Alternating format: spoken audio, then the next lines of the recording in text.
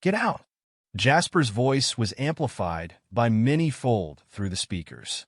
Mac, who was already flustered with a guilty conscience, shuddered. He was so scared that he fell back into his seat under everyone's watchful eyes. A number of people at the scene sniggered when they saw Mac's flustered appearance. Joseph's expression changed unsightly. The mid-level managers and those artists were looking at his own son, Mac, but the higher-ups of the company kept their eyes on Joseph. Seeing that his son had been humiliated till this point, Joseph knew that he had to speak up no matter what. He stood up, wanted to go up the stage to Jasper's side to speak. However, Jasper swept his gaze over and said indifferently, "Who is the one standing up?"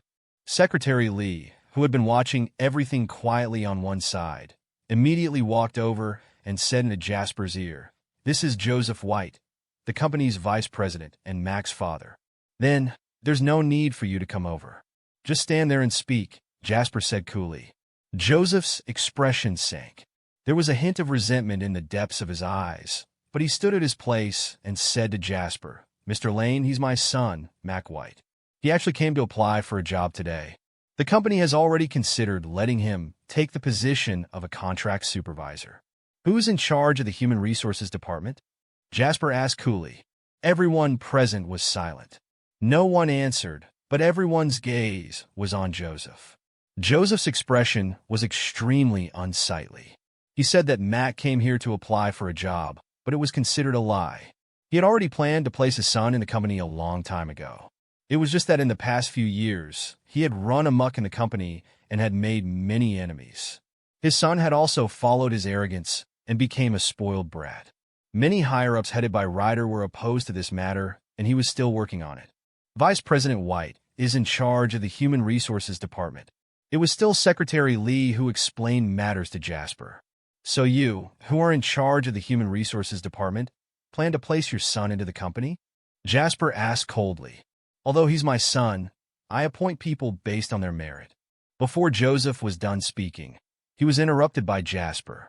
"Since you intend to utilize him, has there been any public recruitment conducted in accordance with the company's rules and regulations? Is there documentation of the recruitment process?" Joseph was speechless this time. The formal personnel appointments in modern companies had a set of very formal procedures and processes.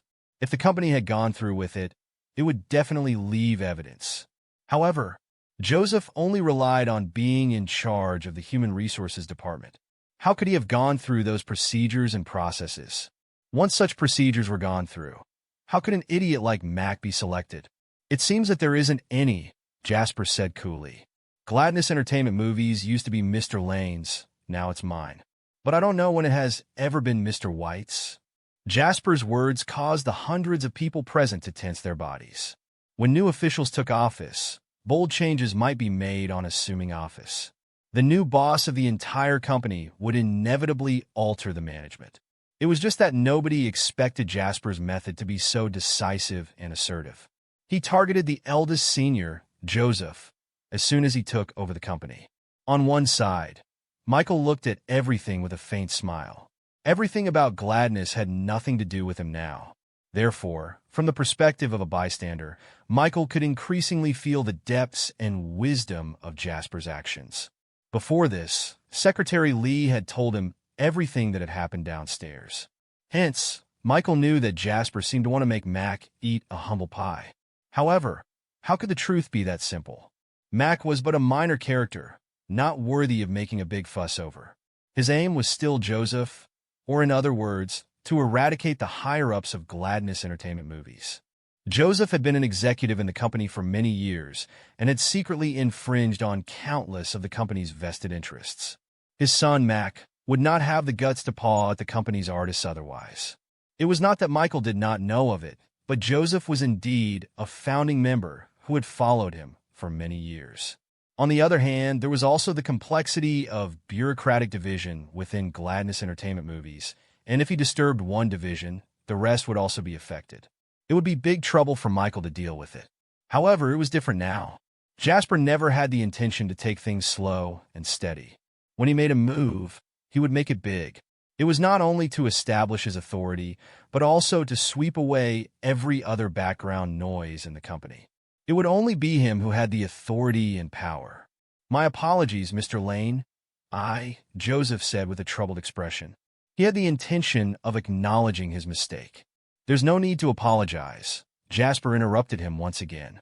"Having been with Gladness for so many years, you still made the effort even if you didn't gain achievements. I'll let you keep your reputation, so do hand me your resignation letter voluntarily tomorrow." Jasper's words completely changed the expression on Joseph's face.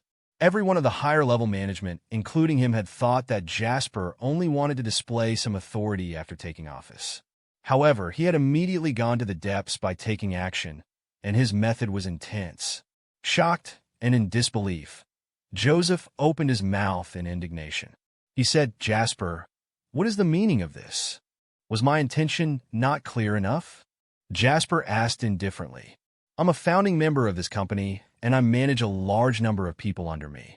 Aren't you afraid that the company won't be able to run smoothly if I leave?" threatened Joseph immediately. His gaze was bitter with resentment, yet it still held confidence and assurance. He did not believe that Jasper would really dare go against him till the end. Jasper looked at Joseph coolly, his eyes only showing indifference. There was no trace of concession that Joseph was expecting on his face. "Will the earth stop on its axis just because you're no longer here?" Jasper said coldly. "Get lost now, and I'll see who are the few rotten apples who will follow you as you leave. I will sincerely thank you for saving my time in weeding and getting rid of a few more of them." Joseph was so angry his body shook. At the same time, there was also a feeling of despair, as if the end was approaching. "All right, just wait. Don't celebrate so soon. This film company is not one where you can so easily manage." After Joseph said this with a very bitter voice, he turned around and left in embarrassment. Nobody dared take a breath. Joseph's playing of his vice president's card had proven that Jasper was not only all bark and no bite. Who would dare object at this time? Jasper did not even spare a glance at Joseph. His eyes fell on Mac, who was unable to even stand. He was now sitting limply in the chair. Jasper said lightly, "Do you want me to get someone to escort you out?" Mac stood up shivering and ran away without looking back. In the meeting room, everyone looked at Jasper and waited for him to speak after Joseph and his son had left. "I don't care how the company was before, but now that I have acquired it, all of you will do things according to my rules. If you're capable, you will rise. If you're not, you will fall. Troublemakers like Joseph will be caught and fired. There will definitely be no mercy. I announce Gladness Entertainment Movies to be officially renamed Advent Entertainment Group. It will be split into 3 larger business groups called Advent Films, Advent TV, and Advent Agency. The 3 business groups will be in charge of film and television dramas, singing and variety shows, and overseeing the contracts of artists of Advent Entertainment Group respectively. In the meantime, President Ryder Lawrence will continue serving the group in his position. Other personnel arrangements will remain unchanged. An official document will be issued to notify all employees of the company of the subsequent appointment of the board of directors. Michael sighed softly as he looked at Jasper speaking on stage. It seemed that Jasper had long been prepared before buying Gladness Entertainment Movies. He had been eyeing the entertainment industry. He suddenly regretted having sold Gladness Entertainment Movies to Jasper for a capital price of $1.5 billion. Maybe Jasper could really create a giant in the film and television entertainment industry. All right, these few points are all that we'll be discussing today. If anyone has a better idea, please feel free to talk to me or Mr. Ryder Lawrence. That's all for today. It took Jasper 2 hours to finish this meeting. He walked away in a breezy manner, but everyone in Gladness Entertainment Movies was unsettled and had mixed emotions. Almost everyone thought that change was coming to Gladness Entertainment Movies. After the meeting, Jasper then talked to Michael. Michael was full of praise for Jasper. Michael, the cunning old fox, could tell that Jasper would inevitably make great achievements and have the last laugh in the future, provided that he did not get trampled to death while he was still an immature youth. It was already hard enough for anyone to mess with Jasper now. After a series of affairs, those who wanted to give Jasper trouble would have to think twice because they would have to deal with the laws at the same time. Those who were incapable of doing it should just give up. Therefore, Michael was extremely friendly with Jasper because then he might have the chance to work with him in the future and make a fortune. What was more, the $5 billion summer dollars that Jasper had earned for him was now lying in the stock market. When Harbor City's economy recovered a little, he would then withdraw it immediately. He owed him a great favor. As for Jasper, he accepted Michael's goodwill fully. It was important to exalt each other, especially in business. It was better to make more friends than enemies.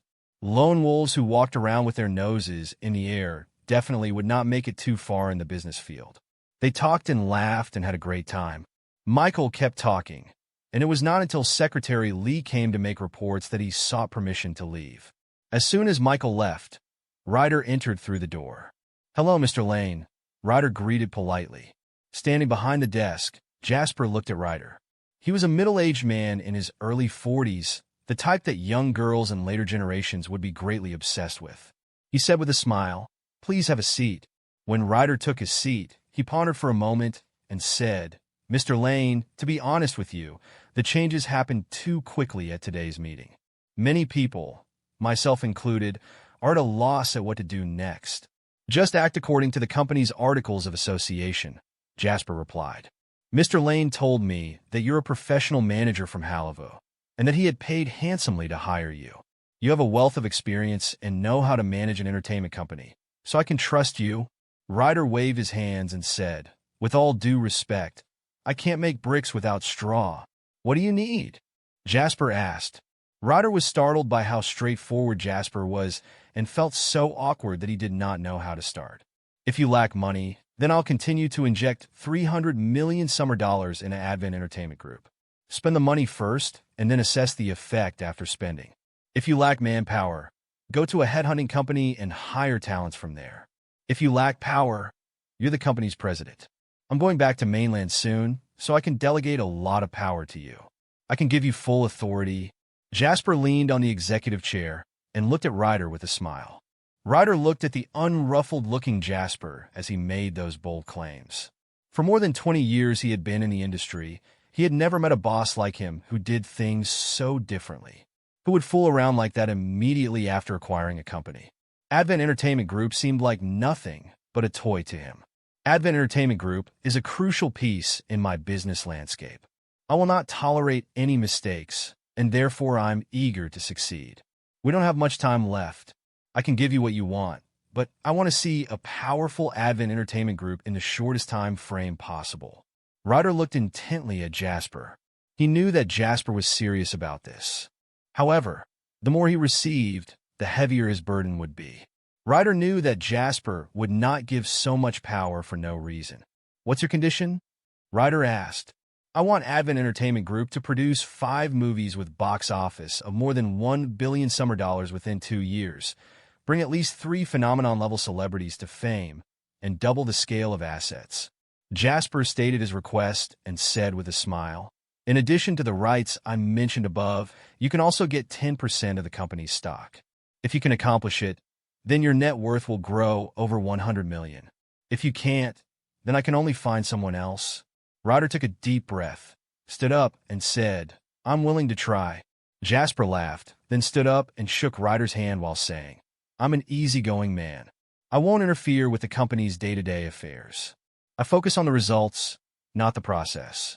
I don't treat my subordinates as workers, and I prefer to use cooperation to define superior-subordinate relationships. If everyone performs well, then we'll make a fortune together. If not, then I'll work with someone else." Ryder laughed as well, saying, "To be honest with you, Mr. Lane, I did plan to resign and join a new company. I've also talked to several headhunters, but now I think it'll be a whole new experience working with you." Jasper laughed and said, "Let's shine together. Let's shine together." Ryder nodded. After Ryder left, Jasper pondered for a very long time in the office.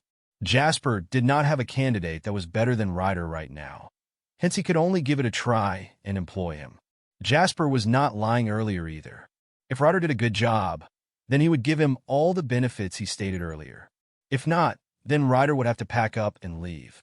Jasper was not running a charity.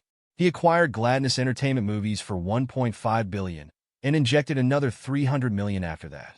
That was $1.8 billion altogether. He must see results. He would be able to tell whether Ryder was performing well or not in just a few months' time. In Jasper's opinion, it would not be difficult to establish a phenomenal entertainment company when he recalled the songs, TV series, and even variety shows that would go viral in the future. However, Jasper could not just sit around doing nothing and stay in the entertainment company doing one thing only. His goal was to be a true modern consortium, not to have a successful business. That would be too boring and not grand enough. Therefore, although Jasper had high demands for Ryder, he did not mind pulling up certain things from memory to let Ryder apply them in the business if he was a genuine talent. If Ryder was not, then he would just leave him be. Now that matters related to Advent Entertainment Group were settled, it would not be long before it was time for him to leave Harbor City. At the thought of this, Jasper summoned Jake Cullen. After rushing over to Gladness Entertainment Movies, Jake was stunned for a very long time after hearing the news that Jasper had acquired the company. Why are you daydreaming? Here's an investment list containing the stock names and the pre-authorized amount that I want you to purchase next month. Jasper gave him a list that totaled up to a $2 billion investment. Some stocks in the list could already be purchased, but some had not reached the lowest price yet. Hence, it was necessary to wait it out. Jasper did not have the time to wait it out, and at the same time, he did not want to purchase at a higher price and be taken advantage of. Therefore, this was where Jake came in. $2 billion. You're giving it to me straight away for investment? Didn't you ask me to manage only? Aren't you afraid that I'll run away with the money? Jake asked in shock, looking at the list in his hand. What are you thinking about? The funds will be in the law's trusteeship. You can't take a single dime away without the law's authorization. They also have a copy of this list, Jasper said. Jake gritted his teeth, wanting to slap himself in the mouth. Did he have nothing better to do? Why did he bring contempt upon himself? At this moment, Jasper's phone rang. It was a call from Zachary. Jasp, Old Master Law is back and wants to see you. Can you come over? Jake heard the contents of the call. His heart skipped a beat. He knew that Jasper shared a close relationship with the laws. However, from the viewpoint of an ordinary person, Jake thought that Jasper was at most close to Henry and Anna. They were the same generation, after all. Then it was from there that he used his own ability to gain recognition from Zachary. This was a standard procedure that was very easy to grasp. However, Zachary was personally giving Jasper a call and told him that Old Master Law had returned. Where Old Master Law went was not important, but the first thing he wanted to do when he came home was to meet Jasper. This meant a lot of things. This showed that Jasper was not only a popular figure in the Law family, but he also played a pivotal role in front of Old Master Law. How many people in Harbor City today could meet Old Master Law as they liked? To put it negatively, even the head of Harbor City's government needed to seek Old Master Law's approval before meeting him. The noble and prestigious Old Master Law had an intimidating identity. He was renowned and distinguished even in mainland. Although he only had a nominal post, the prestige he had accumulated over the decades was enough to prove many things. I'll be there soon. Now that Old Master Law had asked to see him, Jasper dared not keep him waiting. After hanging up the call, Jasper instructed Jake on a few things. The latter's thoughts were fully occupied by the relationship between Jasper and Old Master Law. Hence, he only nodded absent-mindedly. Why didn't you tell me that you share such a good relationship with Old Master Law? Jake asked suddenly. Had you told me earlier, do you think I'd be so crazy as to act so brazenly in front of you? Jasper was taken aback, then said sternly, Do I look like an ostentatious person to you? Jake turned around, ignoring Jasper. He could not stand the pretentious look on his face. It was already afternoon when Jasper arrived at the Laws. Zachary had gone out, while Anna and Henry were chatting with Old Master Law. You're here, Jasp. Old Master Law raised his head and said to Jasper with a smile. You're in good spirits as always, Jasper said while walking over, making himself at home and sitting down. Old Master Law chuckled. A person becomes more afraid of death as they grow older. I have to take good care of my body and live a few more years. You're sure to live to a ripe old age, Old Master Law, Jasper said cleverly. Old Master Law laughed, took a magazine from Anna's hand, and said, I see you were interviewed. Good job. Jasper took the magazine and said in surprise, It's published already? That's fast. It was the latest issue of Terra's Financial Weekly. On the cover of the magazine, Jasper was seen sitting on a couch, smiling. He was clasping his hands with his chin resting on them. He was radiating with health and vigor, looking both outstanding and elegant. The title was even more eye-catching. The stock market genius made every effort to save a desperate situation. Apart from everything else, Jasper could tell that Terra's Financial Weekly was pretty sophisticated judging from the cover photo and title alone.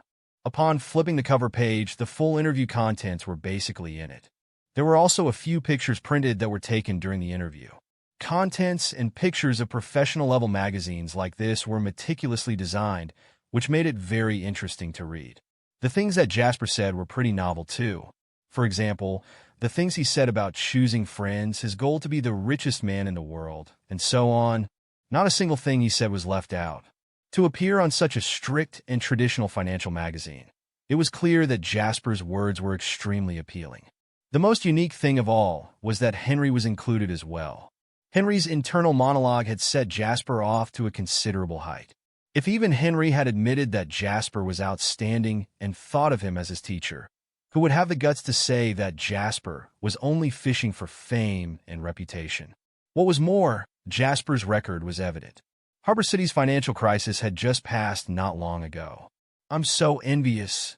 Henry had already read the contents, but he still said sourly, "When you're capable enough, you too will be the main character one day," Anna said.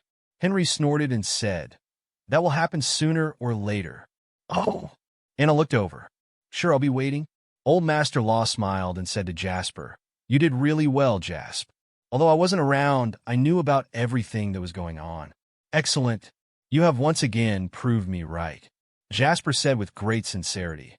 "If the laws hadn't helped me, things wouldn't have moved so smoothly for me either." Jasper expressed those words from the bottom of his heart. The laws had helped him a lot since the beginning. Both parties were not so much allies because both Old Master Law and Zachary treated him as one of their own juniors. Jasper was not an ungrateful person. He would remember their kindness and the favor they showed him. Old Master Law said with a chuckle, "You've helped the laws tremendously too.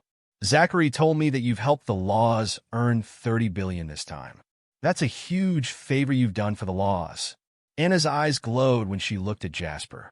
Henry clicked his tongue. He knew that Jasper had helped the laws earn a lot of money this time, but since Zachary did not say how much exactly, he did not ask either. Henry was startled after hearing that the exact amount was 30 billion. Even for the laws, 30 billion was a big sum. Jasper was able to do it without anyone knowing. "Old Master Law, I'm returning to mainland soon, but before that I still have a few investment projects in Harbor City. I'll need all the help I can get from the laws," Jasper said. Old Master Law said, "Take this to Zachary. Your business is the law's business." As he said those words, Old Master Law thought for a while and glanced at Henry with a meaningful look on his face. Henry tensed up subconsciously. No matter how prodigal he was, as soon as he was facing Old Master Law, he would turn as obedient as a puppet. He would be afraid to cause any trouble at all. "Actually, I'm optimistic about mainland's development," Old Master Law said slowly. Jasper nodded. Among the richest in Harbor City, the laws were indeed the first to invest in mainland. They had invested a large sum of money as well. Of course, Old Master Law was hoping to drive mainland's economy. He was not running a charity. No matter how powerful a family was, it could never drive a country's economy on its own. Therefore, all investments made by the laws were still done based on interest. A virtuous cycle was when a project could drive the local economy, make money, then use the profits to continue investing. This was what the laws had been doing. Mainland's economy will advance by leaps and bounds next, so we plan to enter earlier to make arrangements, but we need someone to coordinate. Zachary is too busy, so I plan to train Henry for a period of time by sending him to mainland. As Old Master Law spoke, he did not notice Henry's jaw dropping. He only said to Jasper gently, "This is supposedly unrealistic. Henry is ignorant and incompetent. No matter how much money I give him, it'll all go to waste. But things are different now that you're here. This was also my initial intention, and that's to let Henry follow you and learn from you. Jasper was not surprised by what Old Master Law said. He could already have predicted this when Old Master Law sent Henry to him. Surely, as the one and only third-generation son who had inheritance rights to the Law family, Henry was not going to keep fooling around. In the future, Henry did learn as silver tried in a furnace. Jasper's appearance, however, had caused the Laws to change their initial plan. Therefore, Jasper did not hesitate to accept Old Master Law's request. Okay, Jasper answered straight away. Henry was moved to tears. Do you believe in me so much? This was the first time Henry had ever felt Jasper's kindness. Old Master Law, if there's really no way around this, then ask Uncle Zachary to give birth to another son. He's still young anyway. Or maybe you can let Anna be the heiress instead. No ordinary person would ever have the guts to sit in someone else's home, especially not in front of Old Master Law, and tell them what to do. This was an absolute taboo in every family. Outsiders had no right to comment on their family. Jasper, however, did it ever so casually. Not only did Old Master Law not take it to heart, but he even laughed and said, "You've hit the nail on the head. I'll consider it." Henry erupted on the spot. "Believe me, Grandpa, I know I was wrong now. What I've been doing in the past was nothing but a waste of time. I only fooled around all the time. I've repented and turned over a new leaf." When he got to this point, Henry glanced at Jasper and then said in a very serious tone, "That's because Jasper taught me that a true man is absolutely dope, and those who only rely on their family to gain status and power are simply using their powerful connections to intimidate others." Old Master Law did not understand what Henry meant by dope, but he knew it was something good. For the first time ever, Old Master Law did not lecture Henry like he always did. Instead, he said earnestly, "Grandpa is getting older. I don't know how much longer I can live. Once I leave, I can foresee great changes befalling the family. Young people like you need to grow up quicker." Both Henry and Anna put on a stony resolve. Henry said, "Grandpa, you'll definitely live to a ripe old age." Anna added, "Why are you saying these things all of a sudden, Grandpa?" Old Master Law smiled and said, "Do you think I'll never die? Am I supposed to turn into an old fairy or something?" As he said that, Old Master Law waved his hand and said, "I'm tired. I'm going upstairs to get some rest. Jasp, stay for dinner tonight." "Okay." Jasper got up and sent Old Master Law upstairs. Zachary also took the opportunity to have dinner at home. At the dinner table, Zachary and Jasper talked in detail about certain projects that they were working on together. Real estate is the best way for the government of Harbor City to recover its economy quickly. With that being said, real estate will soon usher in great development. Zachary agreed with Jasper. No matter which country or region, the real estate industry was definitely a pillar industry that could drive the economy. Although real estate in Harbor City was still in a downturn, it would soon flourish. My plan is to establish a real estate company in Harbor City in the future. Although market competition over here is fierce enough, I may still have a chance," Jasper said while smiling at Zachary. "Are you interested, Uncle Zachary?" Zachary smiled and said, "A large part of the Law family's properties are in real estate, so of course, I'm interested. But Jasp, are you planning to buy the property for hoarding or buy a piece of land to develop it yourself?" "I'm buying a piece of land to develop it," Jasper replied resolutely. He had memories about the future and new areas where housing prices would rise dramatically, so naturally, he would not do tacky things like being a middleman. "You need a large capital to enter Harbor City's real estate industry," Zachary said. Jasper nodded, even though his total wealth had already reached $10 billion. Of the $10 billion, $2 billion would be left in the Harbor City stock market to make money. $1.8 billion had been invested in Advent Entertainment Group. There was only $6.2 billion cash left in his hands. Though it seemed like an awful lot, it was still not enough to enter the real estate industry. "Let's wait until Harbor City's stocks recover." Jasper chuckled lightly, sounding extremely confident. Jasper needed the Law's help to watch over the $2 billion investment funds that Jasper gave to Jake. Zachary was aware of this. "With your ability, I'm sure you can make a fortune out of the $2 billion. But how much can you make in the short run?" "In my opinion, Harbor City's real estate will launch early next year," Zachary asked curiously. "It's enough. When the time comes, The 2 billion will triple, Jasper said lightly. Everyone at the table was startled. There were only 2 months left before the end of the year, and at least 4 months to the beginning of next year. 300% profit in 4 months? Henry looked at Jasper and thought how he was constantly deepening his understanding toward pomposity. There was no limit to this person's pomposity. When would he ever get to this stage? Had those words not come out of Jasper's very mouth, others would have regarded him as a fool by now. Sure, I'll order someone to invest according to your list. Zachary laughed. Let's make a fortune together. When the law's capital comes in, we can then make advanced stock speculations. It's a good thing, Jasper said with a smile. The Langdons. With a bang, a magazine was thrown far away. Mitch stared at Tara's Financial Weekly on the ground with gloomy eyes and raged. Are these editors crazy? How can a man like that go on a cover? Bob sat on the couch and said lightly, Don't get so angry, Mitch. I'm not surprised to see him on Tara's Financial Weekly after what he has done. The things he said are really novel. Kennedy said. Mitch sneered. He's only making those bold and arrogant claims to attract attention. I can't believe those rubbish media are actually currying favor with him.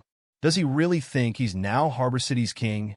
Mitch, Kennedy looked at Mitch and said faintly, If you can't bring yourself to recognize your opponent's strength, then you will forever remain at the bottom of the ladder. Mitch's expression darkened as he gritted his teeth. I can't stand his arrogant face. Bob glanced at both father and son before saying meaningfully, He has officially acquired Gladness Entertainment Movies, renamed it Advent Entertainment Group, and divided it into 3 major business groups. He seems ambitious and wealthy. Mitch sneered. He's only trying to court people's favor with his nonsense. Does he really think he's capable enough to enter the entertainment industry? Well, after taking a look at his plan, I can say that you're right. Today, he fired Joseph White, a veteran who previously worked for Michael. Joseph came to me to ask for a job, Bob mused. Kennedy raised his eyebrows slightly. A veteran? He must be really familiar with Gladness, then. At least this saboteur will create enough trouble for him, Bob chuckled and said viciously. Since he has invested heavily in the entertainment industry, we will then knock him down and suppress his arrogance. Mitch said excitedly, That's right. We can't allow him to keep being so arrogant. Who does he think he is? He's just a country boy acting absurdly in Harbor City. We must teach him a lesson. What are you planning to do? Kennedy looked at Bob. There was a sinister smile on Bob's face when he said, What else? Jasper has spent more than $1 billion to buy Gladness and renamed it Advent Entertainment Group. It's obvious that he needs to spend a lot of effort doing this. It's not easy to succeed in one thing, but it's extremely easy to destroy it. I intend to start with Joseph White. He was in Gladness for many years and knows many secrets and scandals. We'll ask him to reveal some of it after some time. I call this controlling public opinion. I'll then ask him to poach several top-notch celebrities from Gladness. I call this pulling the carpet from underneath. As he said that, Bob chuckled and said, Once these are all done, we will contact Emperor Entertainment. They won't want to see a big entertainment company backed by the law's rise to popularity. They're more anxious than us. How do you think Gladness is supposed to stay in business if all the industries are against them? The more Mitch listened, the brighter his eyes glowed. Bob did not sleep with so many female celebrities for so many years for nothing. At least he was clearer than anyone about the entertainment industry's rules. I'll take care of this, Mitch offered. I want to trample Jasper to the ground myself. Mitch's expression was grim, and his eyes were exceedingly sinister. Kennedy mused on how Jasper was almost turning into a demon residing in his son's heart. If this issue was not resolved, his son probably would not be able to get over it. At the thought of this, Kennedy nodded and said, Okay, I'll leave this to you. We'll give you a portion of our family's resources to support you. Also discuss this with Uncle Bob. He's more experienced than you and can point you in the right direction. Mitch nodded and said excitedly, Got it. I'll come to you for help if I need any pointers, Uncle Bob. Bob laughed. Sure, but it's best that we start this plan a little later. We will easily alert our enemy if we act now. I understand. Mitch gritted his teeth and stared viciously at the magazine he had tossed to the ground, saying, I'll let him have fun for a few more days first. Bob's eyes flashed with a deep, meaningful smile. Before Harbor City stabilizes, it's best that you stay put. Don't cause a stir. We'll defeat Jasper sooner or later." "Yes." Mitch nodded. Although he was eager to end Jasper now, Jasper was simply too reputable at the moment. With the laws as his backer, it was impossible to get rid of him alone. He could only wait for the perfect opportunity. On the other side, Jasper was done packing up his luggage and was ready to leave Harbor City. Many things in mainland had been put aside because he was in Harbor City for so long. Now that everything here had been dealt with, it was time for him to hurry back. Mainland's industry was Jasper's top priority after all. After his farewell this time, it would probably be a very long time before he would return to Harbor City again. Henry and Anna came to see him off at the airport. They had spent a considerable amount of time together during this period of time and had naturally formed a much stronger bond now. Henry was completely awake by now. What started as a dislike for Jasper in the beginning had turned into admiration today. Jasper had become his role model. Anna had witnessed everything that Jasper did with her own eyes. An outstanding man like him had sparked the fondness in the depths of her heart. When they were bidding farewell at the airport, Henry said to Jasper casually, "Let's both be pompous together the next time I go to mainland to visit you." "I'm not really good at being pompous, to be honest," Jasper said sincerely. "Look, you're being pompous again." Henry twitched his lips. He was already used to Jasper's unexpected pomposity. On a side note, their relationship was different than before. They were so close that they could joke around with each other at any time. Jasper looked at Anna, who remained silent the whole time, and chuckled. "I'm leaving now, Anna. I'll come and visit you in Harbor City next time, or maybe when you visit mainland. I'll definitely take good care of you." "Okay, it's a deal." Anna nodded, her eyes flashing with a hint of obscurity. She muttered under her breath, "Have a safe journey." "Thank you." Having said that, Jasper turned to leave. He had just lifted his suitcase when a fragrant breeze whizzed past him. The soft and graceful woman was embracing Jasper from behind. Jasper was taken aback. When he turned around, he was surprised to see that it was Anna hugging him. He did not expect Anna to be so bold. One must know that this was Harbor City Airport, and she was the law's daughter. If anyone saw this, then this would surely make it to the media headlines tomorrow. "Don't move. Don't talk. Don't turn around." Anna sounded really anxious. It was as if she was afraid that Jasper would turn around and see what she looked like at the moment. "I'll let go after hugging you for a little while," Anna said. "I might not have the same courage again next time." Jasper could hear her trembling voice and smiled bitterly. "Why are you doing this? You're acting like death is separating us. I'm going back to mainland, not to die." Her slender and dexterous fingers pinched his belly gently. The charming lady was annoyed. How inappropriate were the things he was saying at this moment. Standing next to them was a completely dumbfounded Henry. His first reaction was to stop the man and woman who were bursting with hormones as quickly as he could. Anna's identity aside, even Jasper was Harbor City celebrity right now. These two, this pose. If a paparazzi captured a picture of this scene, even their children's names would appear at the celebrity gossip corner tomorrow. "Gosh, sis, can you please behave yourself? What happened to being demure?" Henry said in a panic, and at the same time, he was sweeping his gaze around the place for fear of being noticed. Anna ignored him and continued burying her face in Jasper's back. She said in a slightly trembling voice, "I know you have a girlfriend, but I have the right to pursue my own happiness too." "Yes." Jasper nodded, a wry smile emerging on his face. "Ask her to prepare herself." "Jasper!" Henry yelled. Anna did not continue and let go of her hands. "You should probably go through the airport security now," Anna said. Jasper gave a chuckle and strode off. He did not turn back at all. As such, he did not see the blush on Anna's beautiful face either. The maiden's tender bashfulness had vanquished every other maiden out there. It was not until Jasper was completely gone that Henry stared at Anna with an extremely strange gaze. "Let's go." Anna immediately restored her ever-unruffled expression. "You'd better train and study hard. Try your best to get Dad and Grandpa's consent to go to mainland as soon as possible," Anna lectured him. His sister's conflicting attitude threw Henry off balance completely. Why? Why was she so gentle in front of Jasper, but pulled a long face in front of him, acting like his big sister instead. Why do you care when I go to mainland? Grandpa asked me to go, not you. Henry sulked. I want to go with you, Anna said resolutely. Henry stared at Anna and understood what she meant immediately.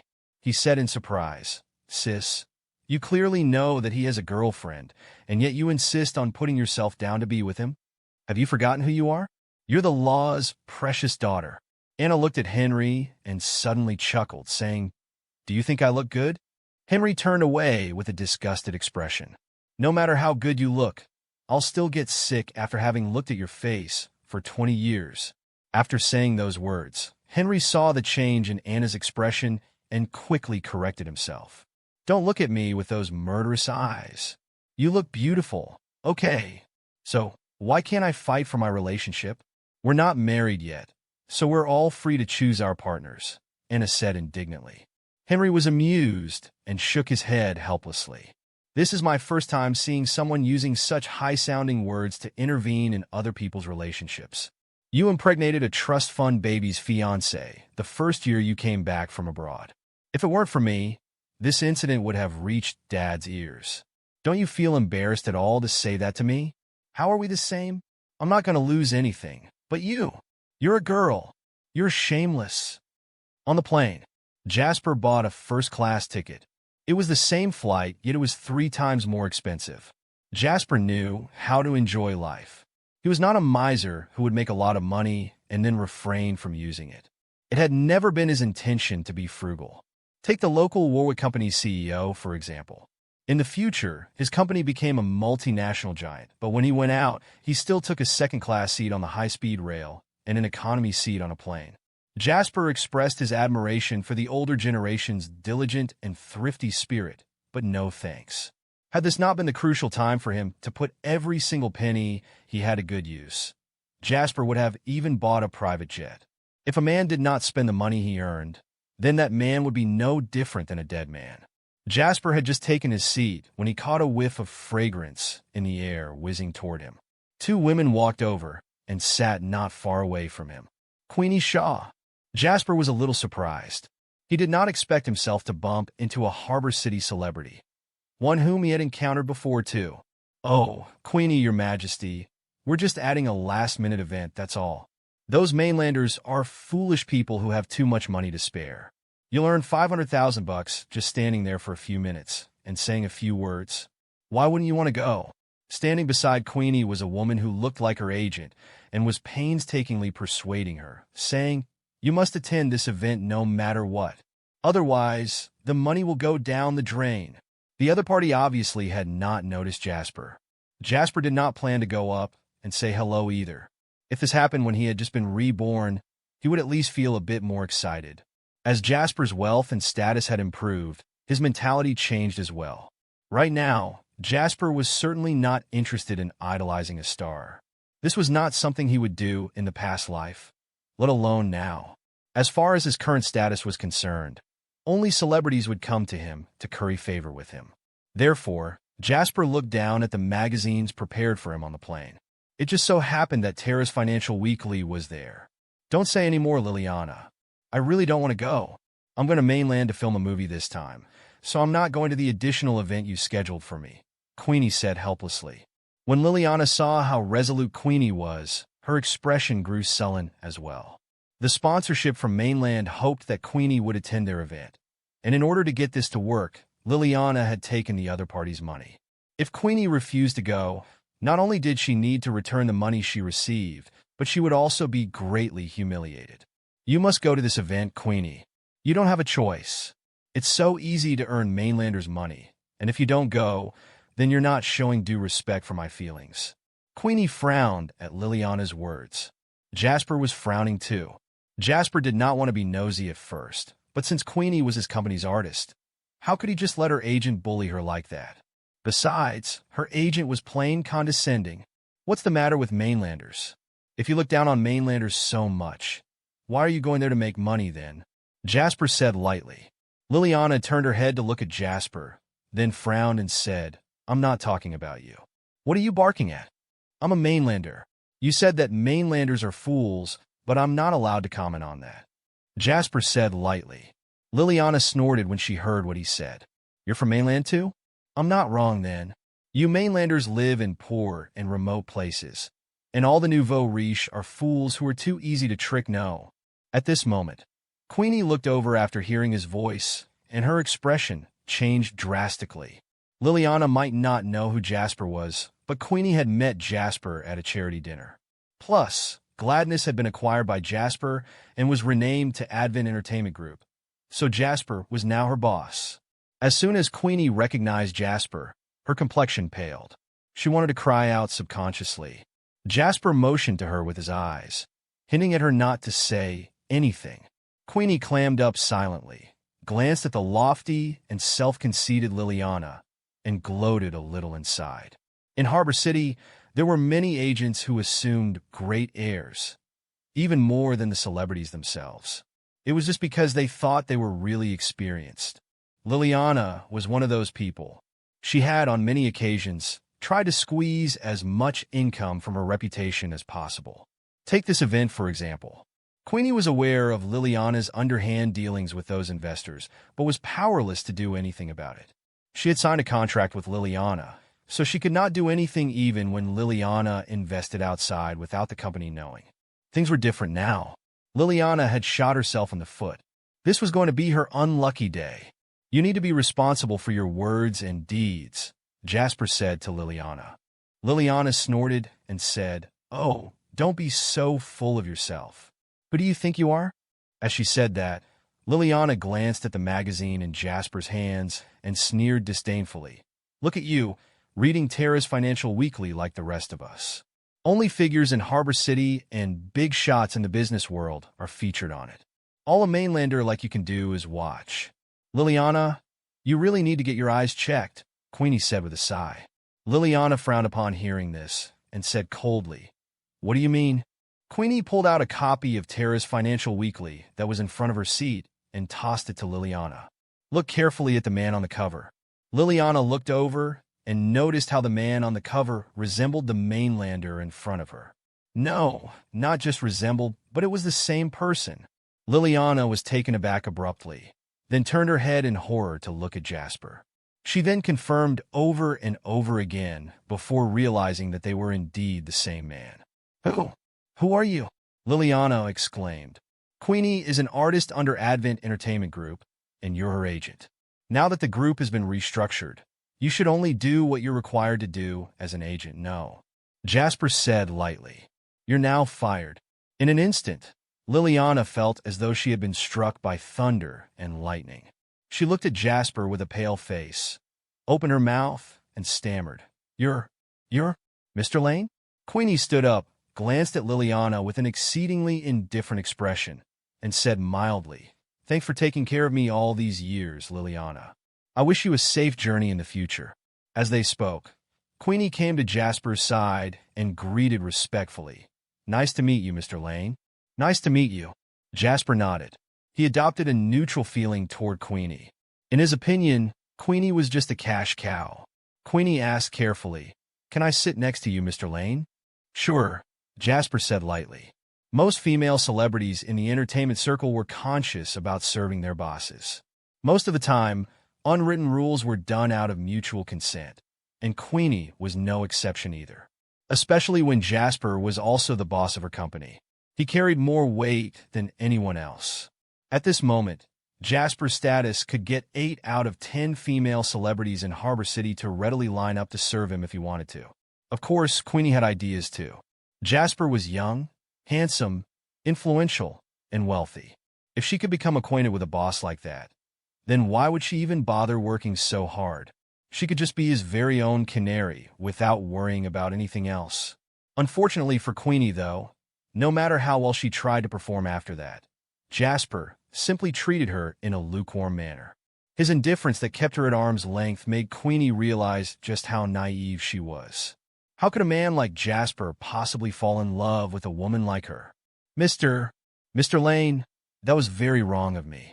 I shouldn't have said those things. I deserve to be punished. Please forgive me. Liliana stepped forward and pleaded, crying. She knew better than anyone that an agent like her could offend anyone, even the celebrities themselves and the sponsors, but not the boss. The moment she offended her boss, everything would be over. "Be quiet," Jasper said softly. "I'm a gentleman. I don't want to have anything to do with a woman who yells for no reason." Seated next to him, Queenie could not help but snigger after hearing what Jasper said. Jasper was not only young and capable, but he was pretty humorous too. Liliana was in total despair. She turned her gaze to Queenie for help. Queenie pretended not to see it. She did not have the power to do so, but even if she did, she would not help Liliana either.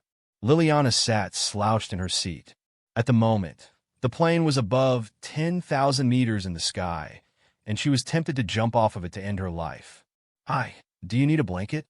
The stunning flight attendant did not know what had just happened in the first-class cabin and came forward to deliver them blankets politely.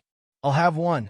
Queenie quickly took the blanket, then carefully and thoughtfully placed the blanket on Jasper's thighs, saying, "Mr. Lane, feel free to let me know if you need anything." At this time, the flight attendant had recognized the popular celebrity, Queenie Shaw. Before she could express her surprise, she saw how obsequious Queenie was toward Jasper. The flight attendant's gaze changed. Who was this young man? After more than 2 hours, the plane landed smoothly at Province International Airport. As soon as the plane landed, Jasper got off the plane straight away. Queenie knew that Jasper had things to attend to, hence she very tactfully chose not to follow him. She turned back to glance at the pale-looking Liliana and shook her head, then walked off straight away. When Jasper left the airport, he saw Wendy standing not far away waiting for him. After being apart from each other for so long, both Jasper and Wendy missed each other a lot. They walked toward each other and eventually came face to face with one another. Wendy smiled sweetly. Jasper's eyes were full of smiles. When Wendy was about to speak, he suddenly reached out and hugged her. "Oh!" Wendy exclaimed and softly hammered Jasper with her fists in embarrassment. "What are you doing? Lots of people are staring." Jasper embraced Wendy, feeling her soft and warm body in his arms. He thought to himself, money? Company? Business landscape? Nah, they're all nothing in comparison. He went full-on ostentatious mode. The onlookers exclaimed at this sight. "How nice it is to be young. Let them watch then. Why won't you let others stare when you look so beautiful?" Jasper buried his face in the crook of Wendy's neck, took in the fragrance of her hair and body, and teased. Wendy blushed and stopped resisting, resting her chin on Jasper's shoulder peacefully. She said, "You must be really tired after your trip to Harbor City, right?" "A little." Jasper let go of Wendy, took her hand, and left the airport. Wendy drove while Jasper sat lazily in the front passenger seat. Jasper looked at the province's scenery and said slowly, "I plan to take a 2-day break." Wendy agreed. "It's time you take a break. Your body won't be able to stand working around the clock like that." Amid the shakiness of the car during the journey, Jasper chatted with Wendy about his experience in Harbor City and felt his eyelids growing heavier and heavier. When Wendy did not get Jasper's reply after saying a few words, she turned to look curiously and noticed that Jasper had fallen asleep. Wendy felt her heart aching and slowed down the car to drive at a much steadier pace. Schuler's. Dawson was waiting for the two at the door. When he saw Wendy's car, he walked over and saw Wendy tiptoeing out of the car while giving him a shove gesture. He fell asleep. He's probably too exhausted during this period of time. When we talked on the phone, he would often stay up until 2 or 3 in the morning. "Let him sleep for a while," Wendy said. Dawson glanced at Jasper, who was sleeping in the front passenger seat, and nodded, saying with a smile, "Okay then, I'll ask someone to make dinner. Let him rest." When Jasper woke up, he found himself sitting in the car with a shirt placed on top of him. He got out of the car and happened to see Wendy walking toward him. "Let's go, dinner is ready." "My dad is waiting for you," Wendy said. Jasper did some stretches. "When did I fall asleep? Why didn't you wake me up?" "I just wanted you to rest longer," Wendy said softly. "Your career may be important, but your health is your asset. Have you ever seen anyone work as hard as you?" When Jasper recalled himself chatting and drinking with Anna last night, and that was why he had slept late, he suddenly felt a little guilty. At the dining area, Jasper said to Dawson, "I'm sorry, I overslept. Don't be too hard on yourself. You're still young and healthy," Dawson said while pointing at the seat from across the table. I asked the cook to make something nutritious for you. Let's eat first. Jasper drank the spiced lentil and butternut squash soup before asking, how's the real estate company doing now? It's doing okay overall, but we bumped into a bit of a problem in one of our projects in Bragg County. Our subordinates can't handle it. I simply don't have the time to go. Maybe you can go and take a look 2 days later, once you've gotten the rest you need, Dawson said. Jasper nodded and agreed. How's Harbor City? When he told me that everything went smoothly for you, Dawson asked. Jasper said with a chuckle, everything went very well indeed. It even exceeded my expectations. I made $5 billion this time. I left part of it as an investment, and I've brought back the rest of it. I don't have to worry about insufficient funds for now. Dawson and Wendy were both startled. They knew that Jasper had gone to Harbor City to make some money, but did not know the details about it, let alone the fact that he had made $5 billion. I heard that the dot-com bubble burst some time ago and caused quite a stir. The domestic stock market was greatly affected too. Was this the opportunity you took? Dawson asked. At this time, the dot-com bubble had yet to have a great impact on the domestic stock market, and thus avoided an economic loss that might happen due to the burst. There was a slight impact, but not so much compared to other places. Moreover, the domestic news was still relatively restricted and not as developed as in the future, so they did not know much about the things happening out there in the world. Jasper said, yes, I predicted that the dot-com bubble would burst soon, so I went to Harbor City ahead of schedule. Fortunately, I seized the opportunity this time. Otherwise, the rapid development of JW Capital in the future would require a lot of funds. I guess you can say that I've earned all my capital back. I'm old now compared to young people like you. Dawson laughed. The money I made this entire lifetime can't even compare to the money you earned from just one investment. Jasper shook his head and said, venture investment is all about tricks.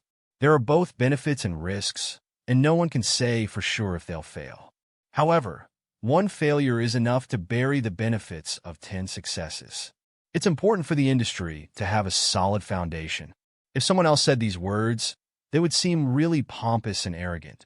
However, Jasper proved with facts as not one of his investments had failed. Hence the things he said just made him seem genuinely dope. Dawson was pleased to see Jasper keeping a humble and cautious attitude. He was not haughty and arrogant just because he had achieved a win or two. I've contacted someone with regards to the entertainment company you mentioned earlier, but there's no rush in this. The seller is still considering it. You can go when you have the time. Which company? What's its name? Jasper asked curiously. I think it's called Easy Media. It's a company run by two brothers with the last name King. Dawson mulled it over and said, Easy Media. Jasper suddenly grew interested. The company would later turn into one of the leading companies in the domestic film, television, and entertainment industry in the future. As for the King brothers, they would also become the uncrowned kings of the domestic entertainment industry. He was surprised to learn that they had plans to sell the company at this time. Uncle Dawson, can you confirm with the other party as soon as possible? I acquired an entertainment company in Harbor City, and I think the ones in mainland need to keep up as soon as possible. I plan to open up both territories and create a major entertainment group across the straits. Upon hearing what Jasper said, Dawson said seriously, okay, I'll arrange a time for you as soon as possible.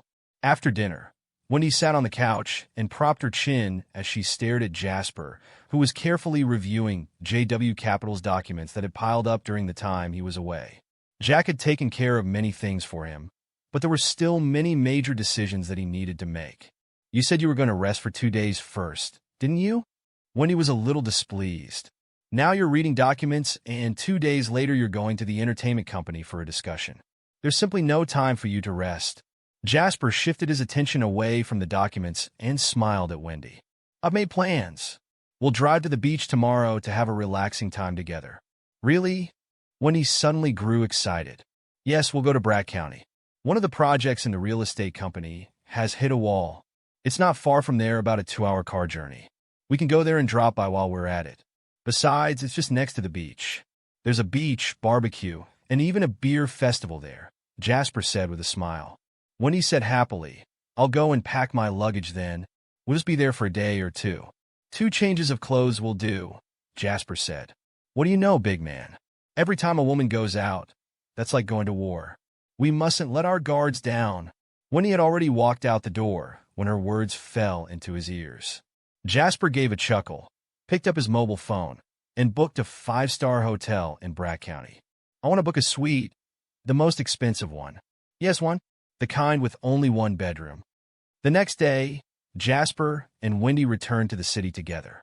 After greeting his parents and getting nagged as usual, Jasper and Wendy drove to Brack County. More than 2 hours later at Brack County's Marriott Hotel, Jasper tossed the car keys to the valet and accompanied Wendy into the hotel to check in. As soon as they got to the entrance, Jasper and Wendy heard a young man passing by while talking on the phone. His voice was harsh and grating to the ears. Stop talking nonsense, damn it. JW Real Estate? Never heard of it. I'm Mark Zion and the King in Brack County. If they want that piece of land, ask them to come and speak to me. If I'm in a good mood, then I'll talk to them. If not, I'll kick them out of Brack County overnight. Mark captured both Jasper and Wendy's attention when he mentioned JW Real Estate. Wendy frowned, a little displeased with the insulting tone in Mark's words. Mark had come to the front desk while still talking on the phone. Jasper was currently doing the check-in procedure at the moment. He had handed in his ID and deposit. He was waiting for his room card now. Mark squeezed in like Jasper was not there, tossed the signature sheet that Jasper had placed on the counter aside, and said to the attendant, I want a suite. The attendant who was currently handling the check-in arrangements for Jasper was taken aback. She could tell that Mark was not someone she could offend. Hence she sounded very sorry when she said to him, I'm sorry, sir. The last suite has been booked by this gentleman right here.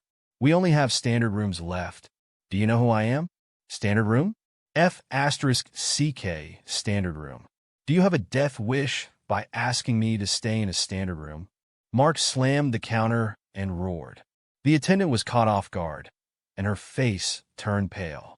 She was too afraid to utter a word. At this time, Jasper's voice fell into their ears. Please give me my room card as soon as possible. Jasper sounded very gentle, helping the attendant out of the embarrassing situation tactfully. The young lady glanced gratefully at Jasper and hurried to finish the procedures. After saying these words, Jasper glanced at Mark indifferently and said mildly, Line up. Mark frowned slightly as he looked at Jasper up and down. He sneered, Are you not from around here? You don't know me? You really don't know who I am?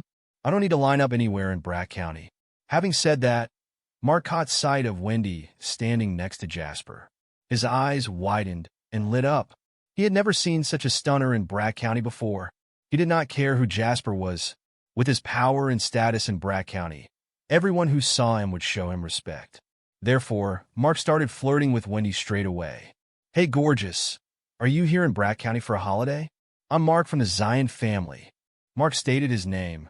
He believed that the other party would be interested after knowing who he was. No one in Brack County could resist his status and charm.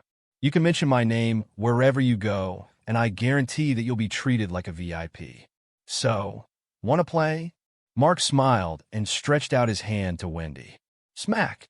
A crisp and clear sound rang through the lobby. Mark's hand was smacked aside by Jasper.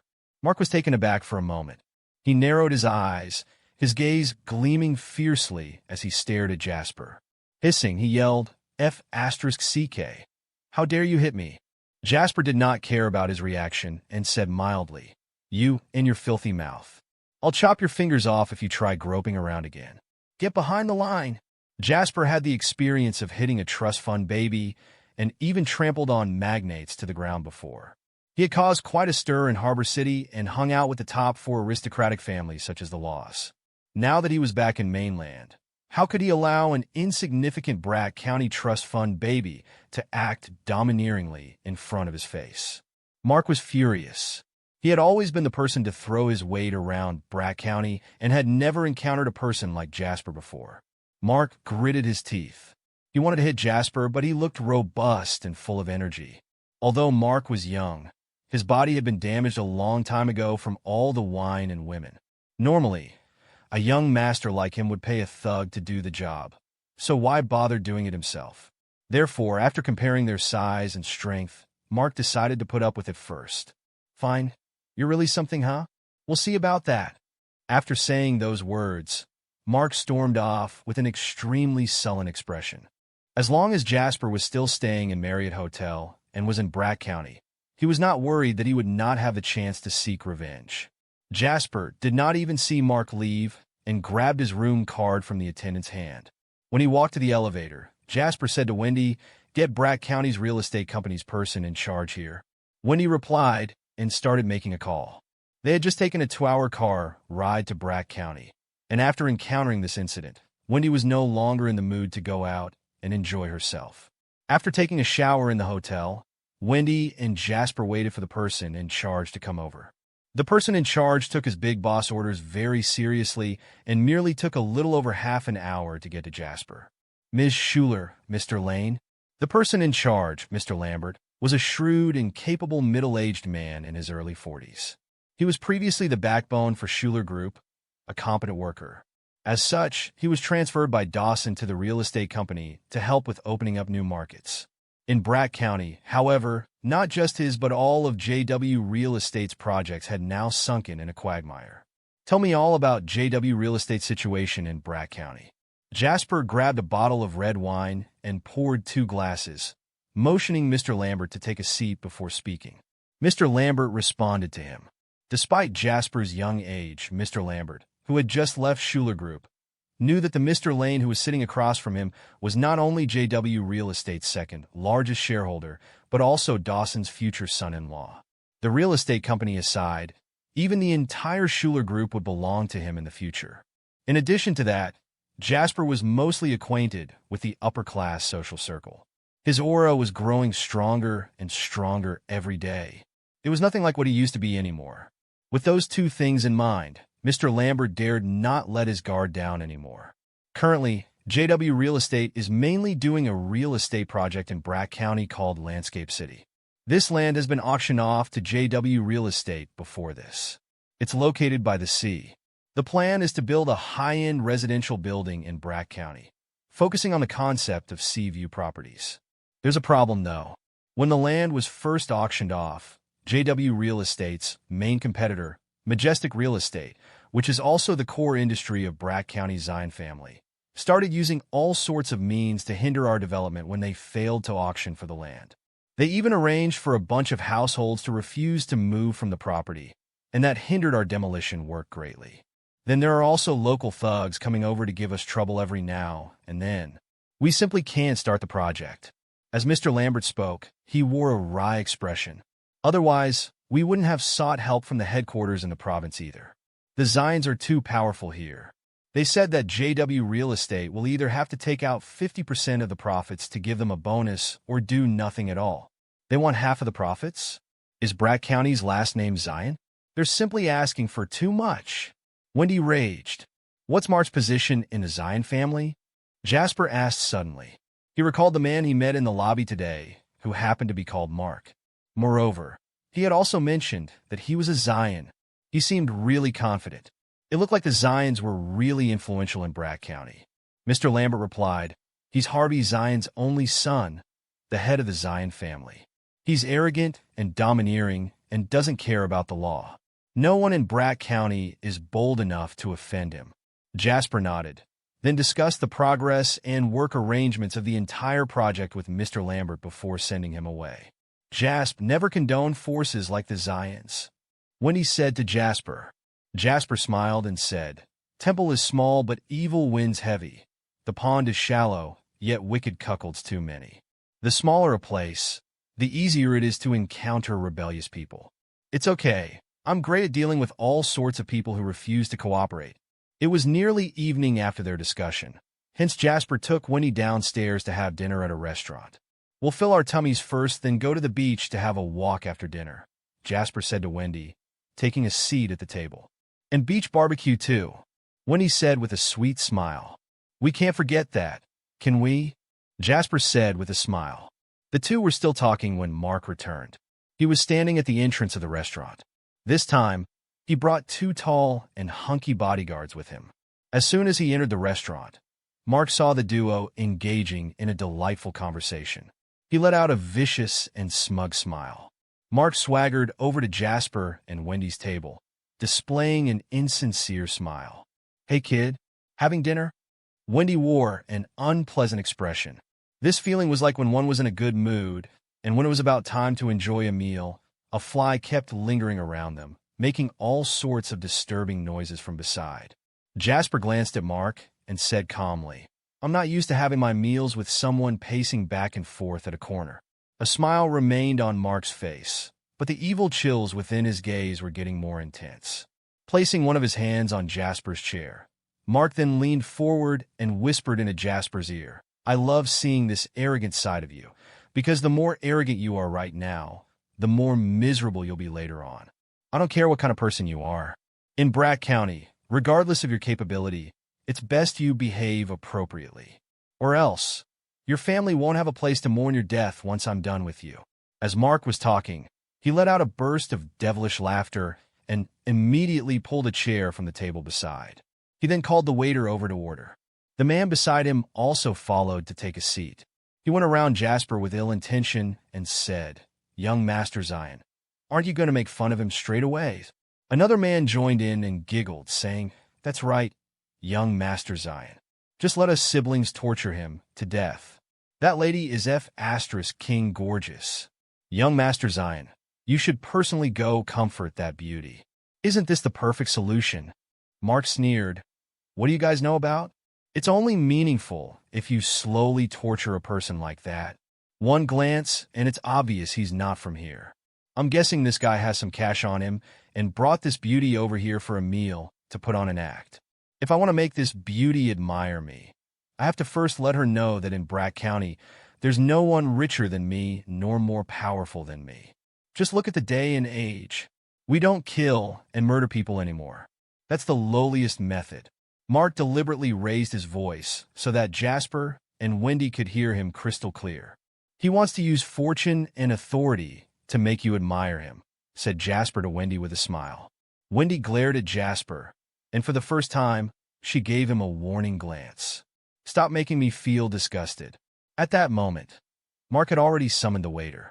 "High-quality foie gras, abalone vegetable dish. Then according to the head count, I want codfish from the deep ocean, tuna, and salmon. Also a set of platter albino sturgeon caviar." Even though they were having their meal in a 5-star restaurant, ordering dishes that were worth hundreds of thousands was enough to shock the manager of the restaurant. The manager rushed over and said to Mark in a polite, cautious tone, "Sir, aside from others, in regards to the albino sturgeon caviar, our restaurant does not have many in stock. 1 gram will cost approximately 20,000, and there are 3 of you here, which sums it up to 60,000. Do you think I can't afford it?" Mark's expression was dark. The manager quickly answered, "No, that's not what I meant. I'm just trying to confirm with you, sir. Then cut the nonsense and just serve what I ordered." Mark waved his hand with a calm face. Then he glanced at Jasper disdainfully and said faintly, "That's all. It's just hundreds of thousands, a simple meal."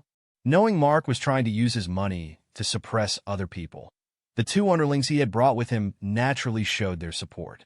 With a mystifying manner, they worked together and said, "Young Master Zion is generous. However, for someone else, perhaps they won't be able to earn these hundreds of thousands, right?" "Don't say so." It wasn't easy for a certain someone to save more than half a year's worth of salary to bring a beauty over to a 5-star hotel to enjoy a meal. If you guys are here triggering him, won't he lose his composure when he returns home? Huh? Ear-piercing sounds kept traveling over, but Jasper's expression remained calm. "Manager, I'm going to order some dishes." The manager walked over to him. As someone with a discerning eye, one glance was all it took for him to know that the guests from those 2 tables were trying to compete with each other. This made the manager hope for more good things to happen. "Give me a portion of whatever they ordered. For that albino sturgeon caviar, give me 2 boxes of it." The manager was dumbfounded when he heard Jasper's words. Two boxes? Sir, you heard the price just now. 1 box has 6 grams, and 2 boxes will be 12 grams. It'll cost $214,000. Subconsciously, the manager emphasized the price of albino sturgeon caviar. For foods like this, what's the meaning of being so calculative when eating? "It's only by having a big spoonful per mouthful can I make out the taste," said Jasper calmly. When the manager heard this, he dared not even let out a sound. He dared not offend someone who could afford a meal costing more than 200,000. He spun around and placed the order. Mark's expression changed for the worst. He bought albino sturgeon caviar according to grams, while Jasper immediately ordered 2 boxes of it. This made him feel that he was being overwhelmed by Jasper. The truth was indeed that way. Mark was rich, but there was a limit to it. After all, his money was sourced from the Zion family, which was the source of his monthly pocket money. He had not reached a level where he was able to enjoy a meal worth 200,000 to 300,000. If his family found out about it, he would be in trouble. The corners of Mark's mouth were twitching as he wore a dark expression. He stared at Jasper and said, "Cut the overacting. Later you won't be able to pay for the bill." At that moment, the dishes for both tables were being served. Jasper immediately opened up a box of albino sturgeon caviar and poured all of it on his foie gras. He took a bite and frowned gently. It was not as delicious as he thought it would be. Jasper took the remaining box of albino sturgeon caviar and waved to a waiter who was doubting his life. He said a word or two to him. The waiter's expression changed drastically. When he was laughing sneakily. That scene made Mark curious because he did not know what Jasper had told the waiter. His sixth sense was telling him that it would not be a good thing. Following then, the waiter looked at Jasper with a troubled look, then looked at Mark. Finally, he gulped a mouthful of saliva and walked over while holding onto the box of albino sturgeon caviar. "What are you trying to do?" Mark saw the waiter who was walking toward him and asked, suppressing the unpleasantness and anger within him. The waiter let out a dry smile and said awkwardly, "That man said he can't bear to see you 3 eating on such a tight budget, so he's giving you guys 1 box. Just help yourself to it." This is what he said? Eating on such a tight budget? Mark felt the flames of rage burning within him. In his entire life, he had never been humiliated in this manner before. What was more, it was regarding the wealth he was so proud of. Just when he was about to open his mouth and roar at Jasper, a young gentleman suddenly came in from the outside. He rushed over. "I beg your pardon, young Master Zion. I came late." Mark did not speak a word after hearing it. He looked unhappy. Seeing Mark's awful expression, the man thought Mark was exasperated because he was late. When he was about to apologize, he noticed Mark's dark gaze staring in another direction not far away. The man looked in that direction. When he saw the familiar face that was not far away, his face was decorated with astonishment. Wendy Schuler? Steve did not expect to meet Wendy, who he had been dreaming of for nearly 10 years at Bragg County. He had a crush on Wendy since their high school days. Steve was considered the most passionate one among the group of pursuers courting Wendy back then. However, after so many years, and even up till graduation, Wendy had not spoken more than 3 sentences to him, let alone became closer to him. Later, after graduating, Steve's family business that was involved in building materials shifted over to Bragg County. As such, he gradually let go of his feelings for her. He did not expect to be able to meet Wendy once again. Even though a few years had already passed, Steve was still able to recognize Wendy with just a glance. In the meantime, he spotted Jasper beside her. "Jasper?" Steve's tone was laced with some doubt, but then he let out a smile. "What the F***CK? A poor guy like you also has what it takes to show up in a 5-star hotel?" It was plain obvious that Steve thought Jasper was pestering Wendy, and in light of them being old classmates, he made Wendy treat him to a meal at this hotel. Otherwise, this poor guy wouldn't be able to come to such a high-end place in his lifetime. The thought of it made Steve glance at Jasper with much disdain. "Steve, you guys know each other?" Mark asked coldly. "Yes," said Steve with a chuckle. "Wendy was a goddess in my high school. How can I not know her? As for Jasper, he's also our schoolmate, but he's just a genuine poor guy. He could wear the same set of school uniform for 1 whole year, and I never saw him change to another set of clothing. Even if the clothes had a hole in them, he still continued to wear them. Every day, he would eat buns and pickles. Some people found him pitiful and would offer him food, and he would be happier than a dog." Mark was delighted when he heard it. "What the F***CK? A poor guy is putting on an act against me." Mark was slightly exasperated as he was terrified of a poor guy just earlier. The thought of it made Mark so mad that he wanted to just tear off Jasper's skin. "Steve, please mind your language," Wendy said coldly.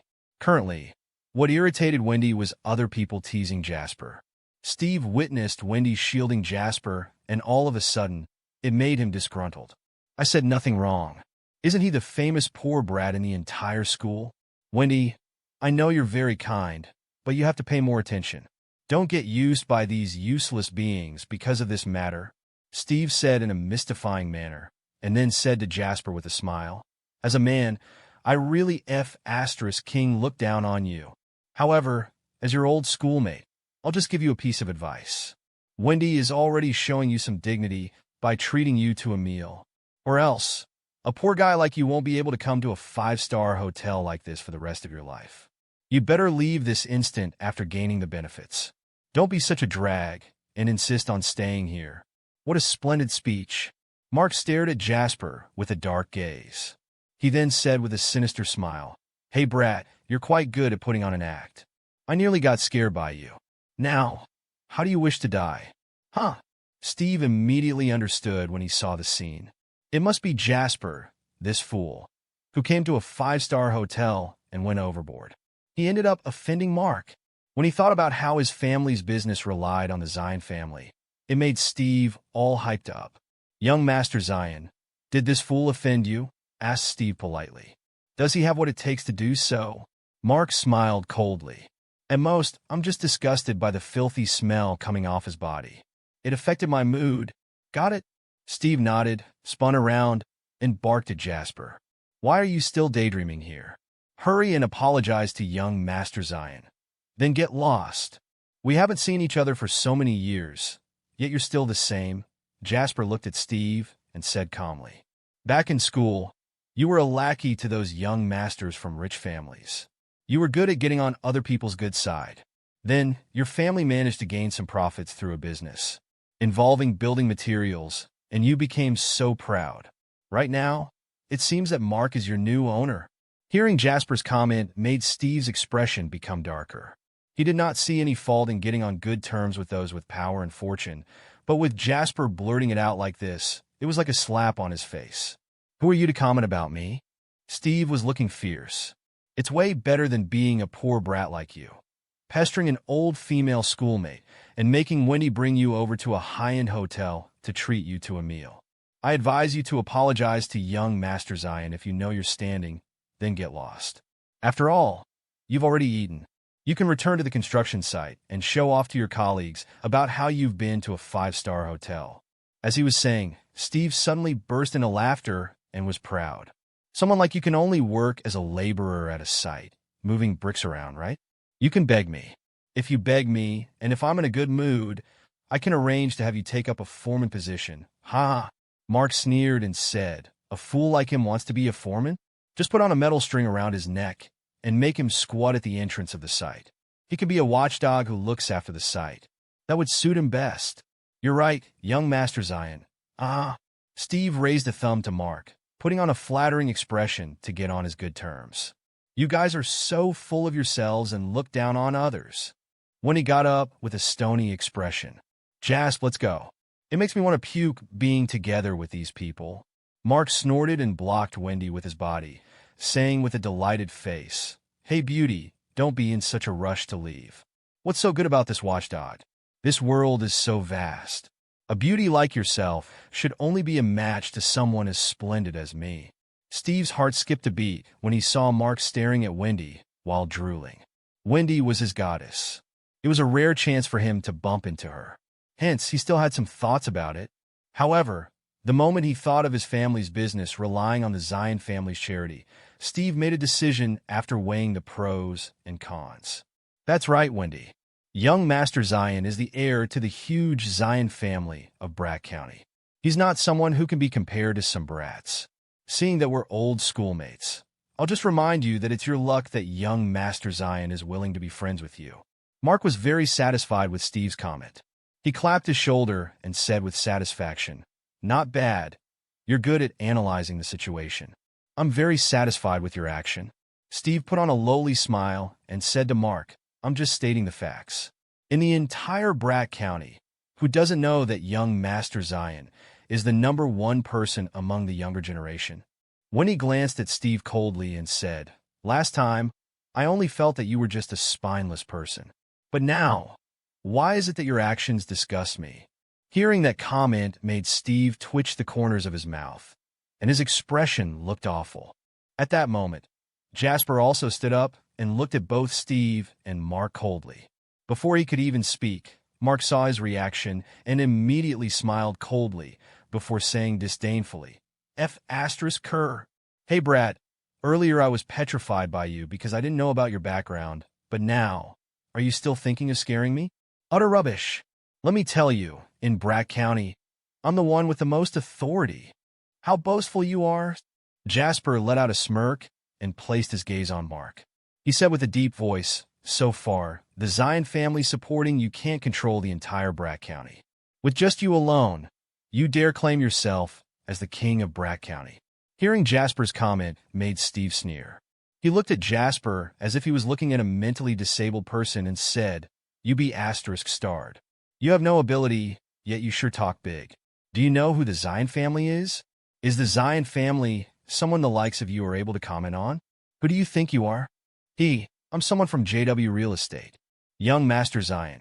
You must be familiar with JW Real Estate, right? Jasper did not continue hiding his identity, but blurted it flat out. His comment made both Steve and Mark stunned. The Zion family had high authority in Brat County. Most of the citizens were afraid of the Zion family. Hence, only a handful of people dared to go head-on with the Zion family. During this period, the only defeat the Zion family had ever suffered was the incident with that piece of high-quality land. They were unable to do anything as the opponent had lots of funds. Even though the Zion family was one of the big families in Brat County, when being compared to JW Real Estate, which was being supported by the Schuler family of the province, their funds were not even comparable. It was because of this incident. The Zion family had been very exasperated lately. Hey, Brad, you're someone from JW Real Estate? Mark squinted his eyes to look at Jasper and said with a hostile tone. While speaking, he looked straight at Wendy, who was beside Jasper, as something suddenly struck his mind. Wendy Schuler, the Schuler family, JW Real Estate? He suddenly thought of something. Wendy, the person before him, was perhaps the daughter of Dawson Schuler of the Schuler family. Someone from the JW Real Estate, my ass. I say you're just a worker. I wonder what makes you so proud? However, your boss is just a dog, Steve said with a cold smile. Wendy, who was beside, heard this and was not willing to continue with the conversation with them both. She felt that the two men before her were way too lame. She spun around and said to Jasper, Jasp, let's go. Jasper let out a thoughtful smile at those two men and brought Wendy out. This time, Mark did not block them. When Stephen was attempting to say something, he was stopped by Mark instead. Young Master Zion, are you just going to let that be **starred leave? Asked Stave cautiously. Mark smirked and said with a deep tone, You really are stupid. Think about it. Who's the boss of JW Real Estate? Who else if not Dawson Schuler, the chairman of Schuler Group? Steve answered without thinking further. Use that stupid brain of yours and think again. What's Wendy's surname? Said Mark coldly. Of course, Wendy's family name is... Steve left his statement hanging. Then he widened his eyes and said, finding it hard to believe, Young Master Zion, you're saying, it can't be, right? How is it possible that something can happen so coincidentally? Wendy and I were schoolmates during high school, and I never knew that Dawson is her father. Mark glanced at Steve and said straightforwardly, I know, right? We'll know if I send someone to go check on it. This is not a secret anyway. It's Jasper. He doesn't look like a capable person, said Mark coldly. His ability to act is great.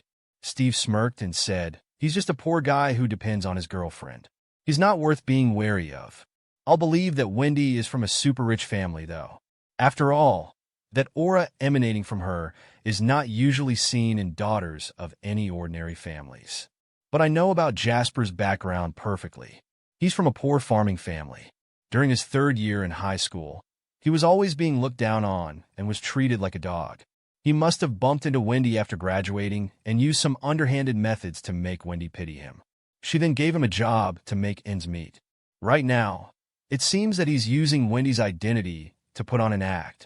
Even though Mark said that Steve was stupid, Steve's words about Jasper were almost just like what Mark was thinking. I'll consider it as you're not entirely stupid then.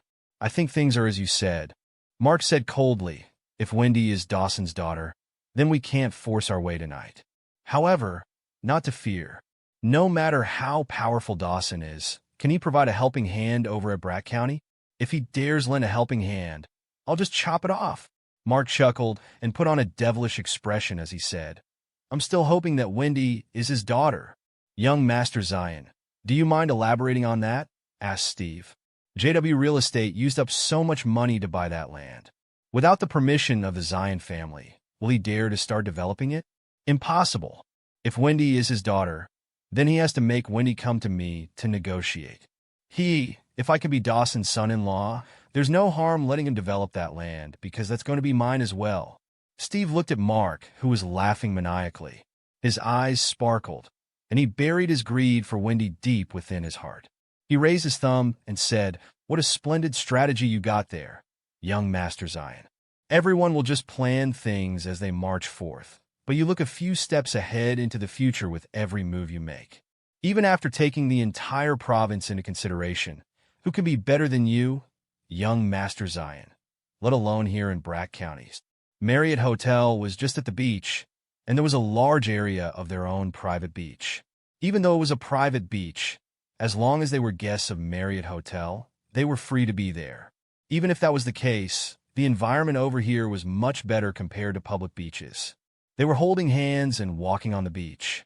Winnie took off her shoes. Her fair feet stepped on the beach which had been drenched by the tides, leaving behind a trail of footprints.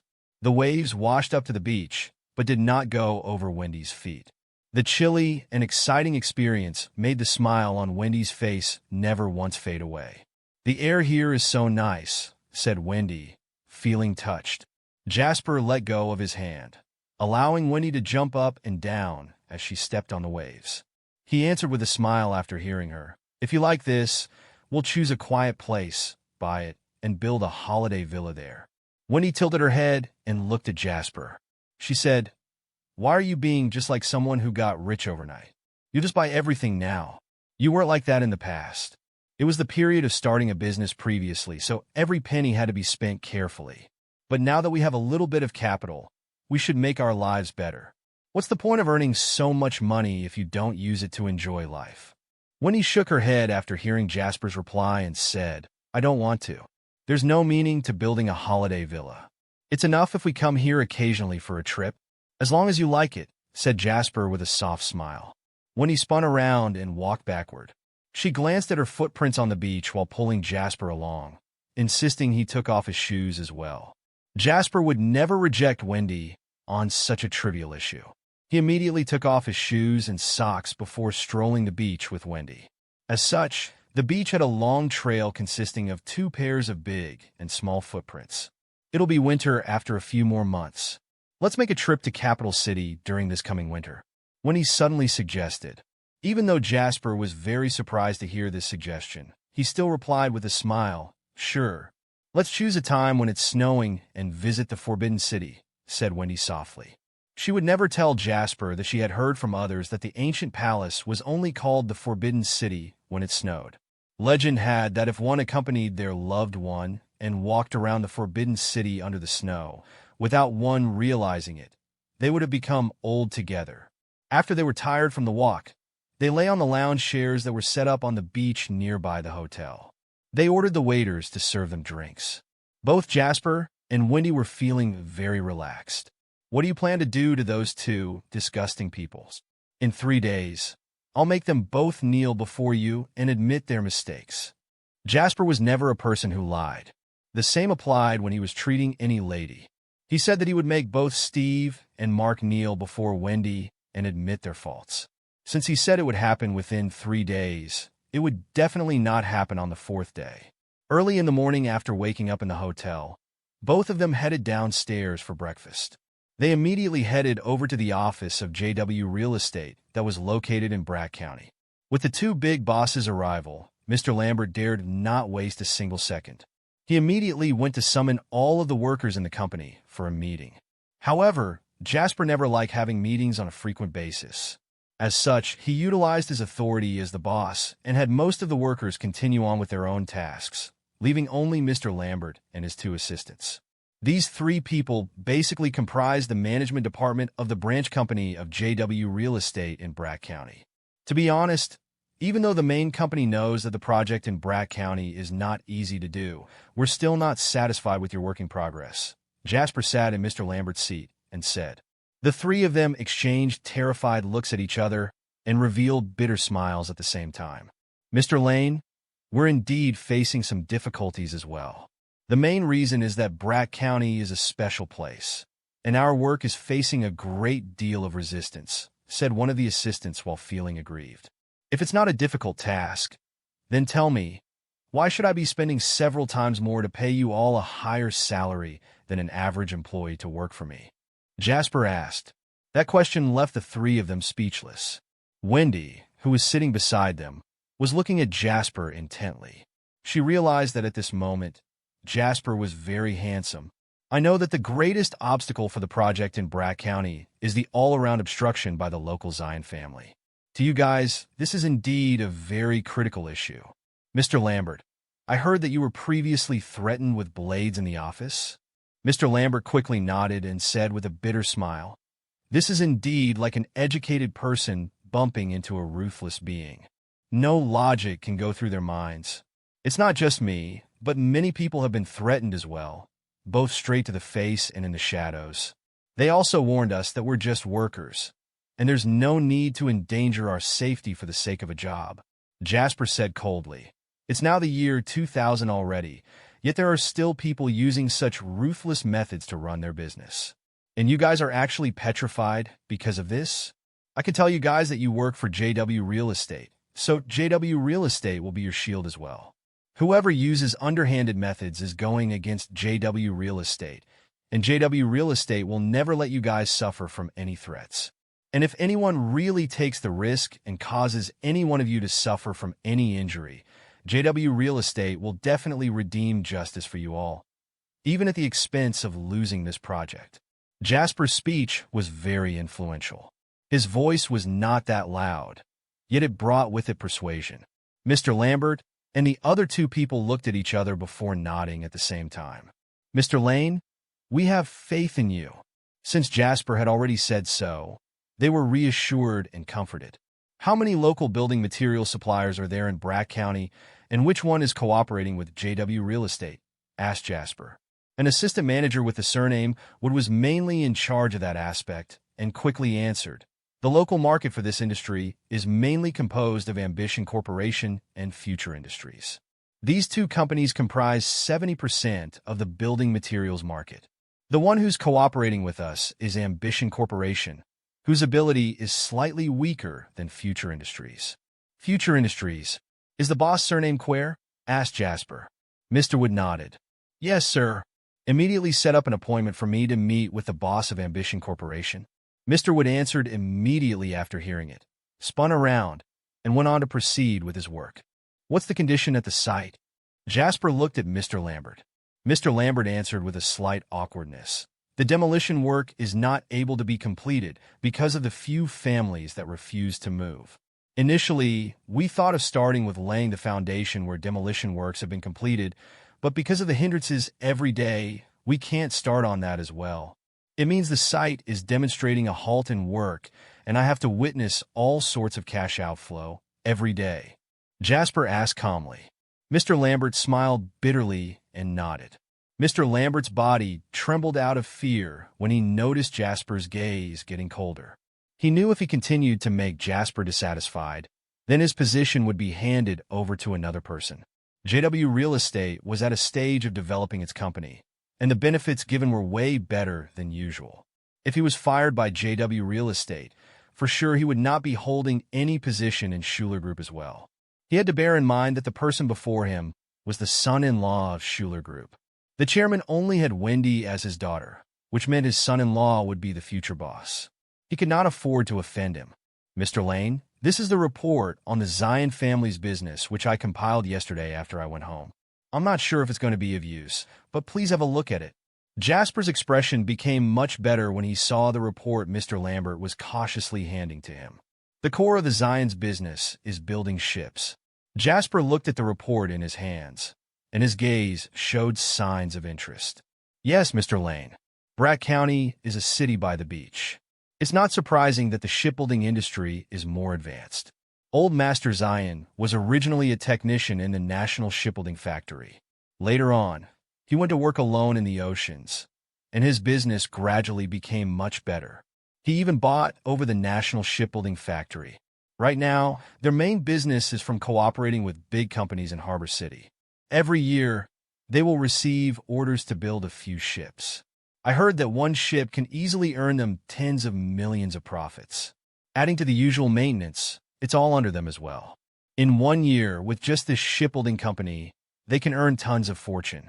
This is also the basis of the financial securement for the Zion family. Jasper smiled softly and said, if they're from other industries, or if they weren't working with big companies in Harbor City, then it might take some time to defeat them. Mr. Lambert's heart skipped a beat. He was making a guess internally. Does this son-in-law have any connections in Harbor City? With that thought in mind, Mr. Lambert's impression of Jasper was that he was getting more mysterious. At that moment, the sound of the door being knocked on was heard. It was Mr. Wood from earlier. Mr. Lane, the boss of Ambition Corporation, Xavier Johnson, has arrived. Jasper waved his hand, beckoning Mr. Lambert and the rest to leave the office. He said, allow Mr. Johnson to enter. A moment later, the office door was pushed open and a middle-aged man with a prestigious physique entered while giving off a domineering aura. There was an astonished look on Xavier's face when he saw that the boss of JW Real Estate, Jasper, was so young. However, very soon, he composed himself and said politely, nice to meet you, Mr. Lane. I'm Xavier from Ambition Corporation. Jasper smiled and got up. He shook hands with Xavier and asked him to have a seat. Jasper was no stranger to Xavier. In his past life, Xavier's building materials company left Brat County and became the #1 building materials supplier in the entire province. However, the real reason that made him famous was that his family of 3 was suddenly met with a robbery when his business was at its peak. All 3 of them were murdered. Then his building materials company was inherited by one of his best friends. Coincidentally, that best friend of Xavier's went by the surname of Quare. According to what I know, there's a vice president in Ambition Corporation who has the surname Quare. I think he's also the biological brother of the boss of Future Industries. Hearing Jasper's question made Xavier, who thought Jasper would first discuss business with him, dumbfounded. You're right, Mr. Lane, but my vice president is also my friend, my brother. Even though he's Douglas Quare's biological brother, they've long since been separated. Initially, when I got transferred back from the military, I couldn't find a good job for a while. It was this brother of mine who brought me onto this path of building materials. I can say that Ambition Corporation was able to get to today's scale mostly thanks to my brother. Xavier did not hide anything. This incident was known by everyone in Brat County. As long as one went asking around, they would be able to figure it out. However, Mr. Lane, does this have anything to do with the corporation between your company and Ambition Corporation? Asked Xavier. Jasper said faintly, of course, there's some connection to it, because right now, JW Real Estate is choosing a reliable partner in the building materials industry. Obviously, we can't just find someone who will end up losing his family because of his brother to cooperate with us. Xavier's expression changed drastically after hearing it. He was quite joyful when he initially heard that JW Real Estate was having the intention to choose a reliable partner. In Brat County, that was just a branch company to JW Real Estate. Even though there were some difficulties that prevented it from moving forth because of the pressure exerted by the Zion family. However, in the view of the entire province, JW Real Estate was definitely an upstart in the property industry. If only we can become their reliable business partner, then Ambition Corporation will be in charge of all the building materials of JW Real Estate throughout the entire province. That'll be such a great thing. However, Jasper's words made Xavier's good mood immediately disappear into thin air. Mr. Lane, what do you mean by that? My relationship with my brother is not something an outsider like you can understand. How is it possible that he'll make me lose my family? I wouldn't be here if it's not for him. Although he had changed countless jobs throughout the years, Xavier still retained the boldness of a soldier from his time in the military deep in his bones. At this moment, when he saw that Jasper was trying to sow discord, he argued back ruthlessly. He can even betray his own biological brother. So what more you? Said Jasper immediately. That statement left Xavier speechless for a long time. Mr. Johnson, honest people won't say things behind other people's back. You can look into it, how the siblings got into a fight in the beginning and ended up going their own pathways. Besides, go and look at your company's account. You'll know what I'm talking about soon enough. Xavier's expression became more awful as he heard Jasper's words. Out of trust, he had basically handed over the company's account to his brother to manage, and he would not bother with those matters. However, Jasper's words were like a thorn, making it hard for him to accept the words. Jasper shook his head slightly when he saw Xavier's expression that was changing for the worst. So it means that people like Xavier aren't suitable to run a business. He's too honest and easily trusts others. Take Jasper, for example. No matter how good of a relationship he shared with others or how great the ability of that person was, he would never hand over the financial authority to another. Except for Wendy. She was different because she was Jasper's lady. However, for those who were not his family, Jasper would beat that person's head into pieces with a bat if they wanted to lay a finger on the finances of the company. Mr. Lane, you called me over today just to talk about this matter? Asked Xavier. Jasper said faintly, as I said before, I'm planning to choose a building materials supplier who is reliable for JW Real Estate. Ambition Corporation is the first company that I'm considering, but if you can't solve the problems within your company, then I won't choose you guys. Xavier gritted his teeth and said, I need to go back and have a look. Since the opponent has already decided to do it, he won't allow you to catch him red-handed so easily. I have a better idea that can help Ambition Corporation conquer the market of building materials in Bragg County. And it can also make this whole incident come to light. It's up to you whether or not you'll give us your cooperation, Mr. Johnson. Xavier's eyes sparkled, and he looked at Jasper before saying, I'm all ears. Jasper said with a smile, Strike down Future Industries. Xavier was dumbfounded when he heard it. He felt that Jasper was making fun of him. Future Industries was his greatest enemy. Never in his wildest dreams would he think of taking down Future Industries. But why is he taking it lightly? Indeed, there's some difficulty to it, but with the full support given by JW Real Estate, things will be much easier. It was as if Jasper could read one's mind and had seen through what was on Xavier's mind. The building materials market is mostly just like other industries. From supplying the goods to providing the goods, the account is being settled in a cyclical phase, right? Asked Jasper. Xavier nodded. It was not just building materials, most of the industries were like that. Even if they were the one providing the building materials to JW Real Estate, JW Real Estate would at most pay 20% or around 30% of deposits for the goods and pay the rest later. Mr. Johnson, you can go get in touch with your supplier.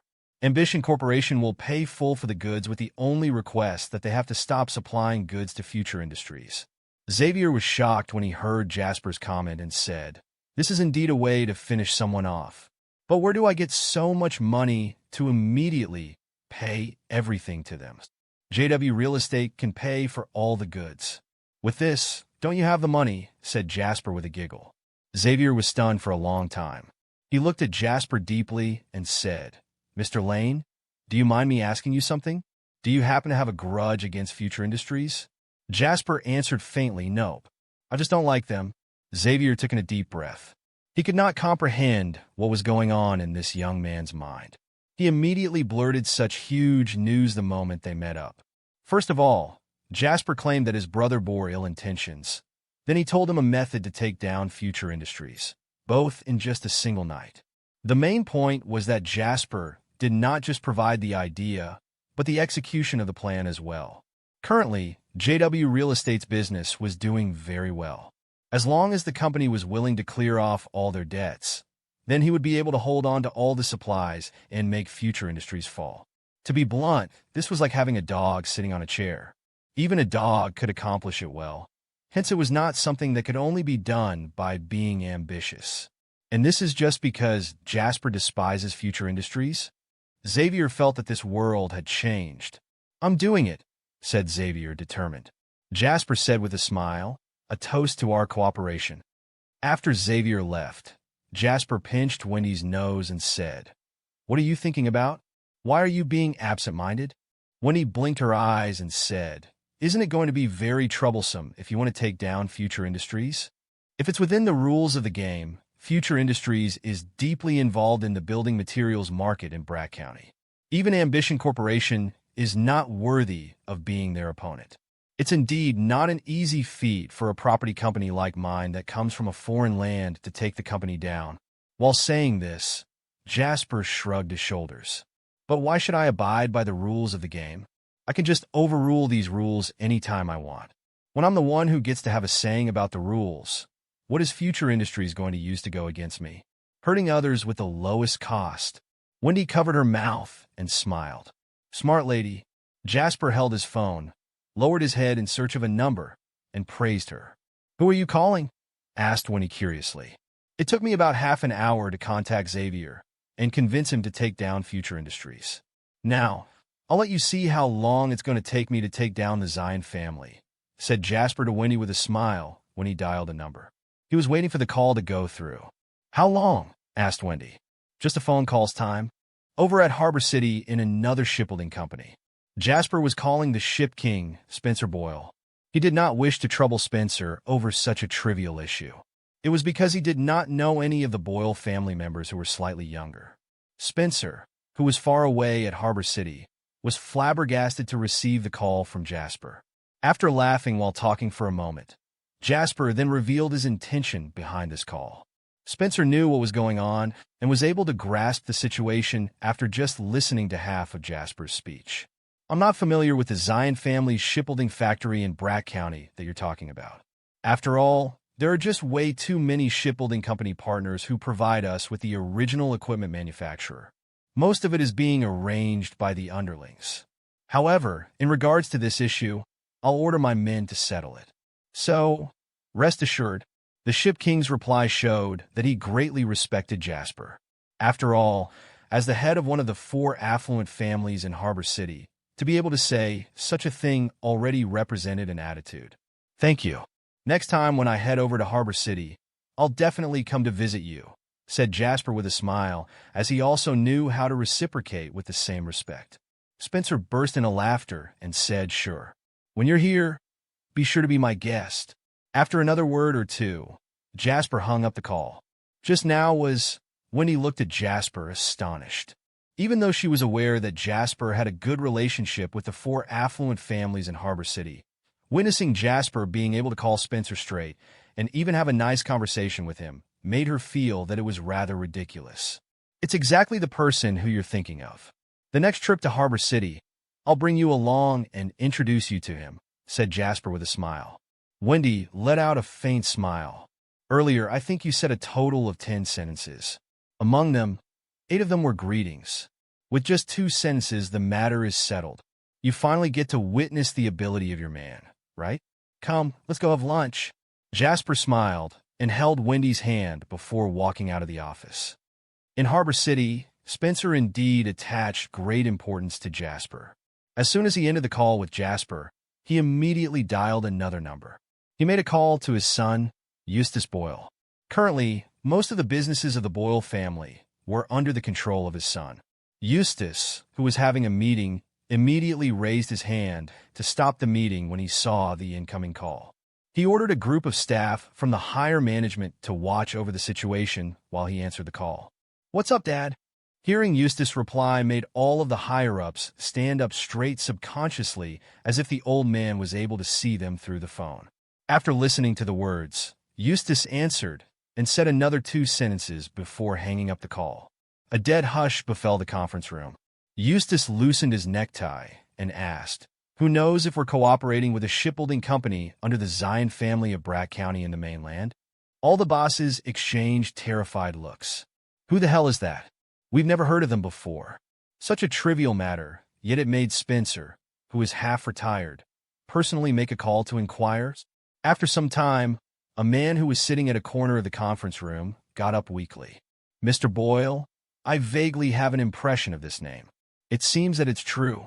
Eustace waved his hand and said, "You shouldn't continue with the meeting. Go give them a call and tell them that we, the Boyle family, will not continue working with them. Eustace thought for a moment and added, send regards to others who are involved in the same industry. Just say this is my old man's intention. Old man referred to his father, and the crowd knew the meaning as well. The identity of Eustace's father. The higher-up side internally. I wonder which unknown shipbuilding company this is. It seems they are done for this time. Spencer's intention was passed on. It was foreseen in the future that anything that floated on the ocean, even if it was just a little boat, would not involve the shipbuilding company of the Zion family. The plan to go against future industries still needed some time to take effect. However, the call from Harbor City immediately made the entire Zion family fall to their doom. Initially, Harvey was still in a good mood. Even though in the property industry, he had lost his pride because he could not win against JW Real Estate over that piece of land. The arrangement after that incident still made Harvey rather confident that he was able to exert pressure on JW Real Estate. Plus, their shipbuilding company had received another 2 boat orders. With this, the Zion family was able to enjoy their lives even without needing to work for the remaining year. However, just when he was having his lunch, he received a call from Harbor City. The caller, without even being courteous, immediately claimed that they were going to halt all cooperation agreements. From then on, there was no more cooperation, let alone the 2 orders for ships that were just placed. At that moment, Harvey was dumbfounded. He wanted to ask, but the caller had hung up the call. Following then, he received a call from the underlings of the shipbuilding company, saying that the caller had released an official memo to officially halt all cooperation. The underlings were stunned, and even Harvey was stunned as well. What the F***? Harvey was so mad that he threw his cutleries and plate. Who the hell is making fun of me? Mark, who was sitting at the same dining table, was dumbfounded as well. Dad, I thought our cooperation over at Harbor City was proceeding well. Why did they suddenly call off the agreement? Harvey was like a disgruntled bull and said through his gritted teeth, someone is setting us up. Mark thought for a moment and said, we didn't offend anyone, though. Suddenly, Mark thought of something and said with a shocked voice, could it be JW Real Estate? Mark said with his brows furrowed, where did JW Real Estate gain the ability to exert influence in Harbor City? However, I met with the boss of JW Real Estate yesterday. As he said that, Mark then blurted the entire incident that occurred last night. You fool! JW Real Estate from the province is the one who worked with the law family of Harbor City in developing the project on the South Face River. This incident caused a huge turmoil at that time. It's obviously Wendy and Dawson trying to set us up through their relationship with the law family. Harvey's words were making so much sense as he spoke. He frowned and glared at Mark ruthlessly, roaring, you useless thing. All you know is to cause trouble outside. How is it possible that Wendy will not seek revenge after you humiliated her? Mark's expression was dark as he said through gritted teeth, I also didn't expect that lady who was so quiet to actually carry out such a cruel plan. Even if she didn't, did you think Dawson wouldn't? Harvey kicked Mark's body and roared, you'd better go and look for Wendy right now to apologize to her. Whatever she requests you to do, you have to obey her. Mark's face went pale as he said with a teary face, Dad, if I show up before them, do you think she'll let me off the hook? Our family relies on our shipbuilding business. If this business is gone, that will be the end for the Zion family. Go over this instant. If Wendy is not satisfied, don't ever think of coming back. Harvey barked. All right, all right, all right. I'll go find them now. Mark could sense the anger from his father. He dared not waste a single second and immediately nodded to agree. He made a move to search for Wendy to apologize to her. After having a meal with Jasper, Wendy happily planned to drag him to watch a movie with her. However, she did not expect to see the person whom she did not wish to see. Mark Zion. He was standing at the entrance of their hotel room. Judging from the looks of it, it seemed that he had been standing there for quite some time. What are you doing here? Hearing Wendy's cold tone, Mark silently gritted his teeth. However, he had a smile on his face to try to get on her good terms. Miss Schuler, I am here today to offer my apology. I've thought through it and realized that my attitude last night was terrible. I was being too arrogant. So, I purposely came here to apologize to you, Miss Schuler. I hope you'll be generous enough to forgive me. Mark tried his best to lower his ego as he blurted the most humbling words. Even so, he cursed with the crudest words internally. Throughout his entire life, he had never suffered such humiliation before. He engraved the entire incident in his mind and vowed to seek revenge. I will. When he looked at Mark coldly. Naturally, she knew that it was impossible for this person to have realized his mistakes. It seems that Jasper's method has already taken effect, forcing him to show up to apologize. Wendy let out a cold smile. Then, she spun around and looked at Jasper.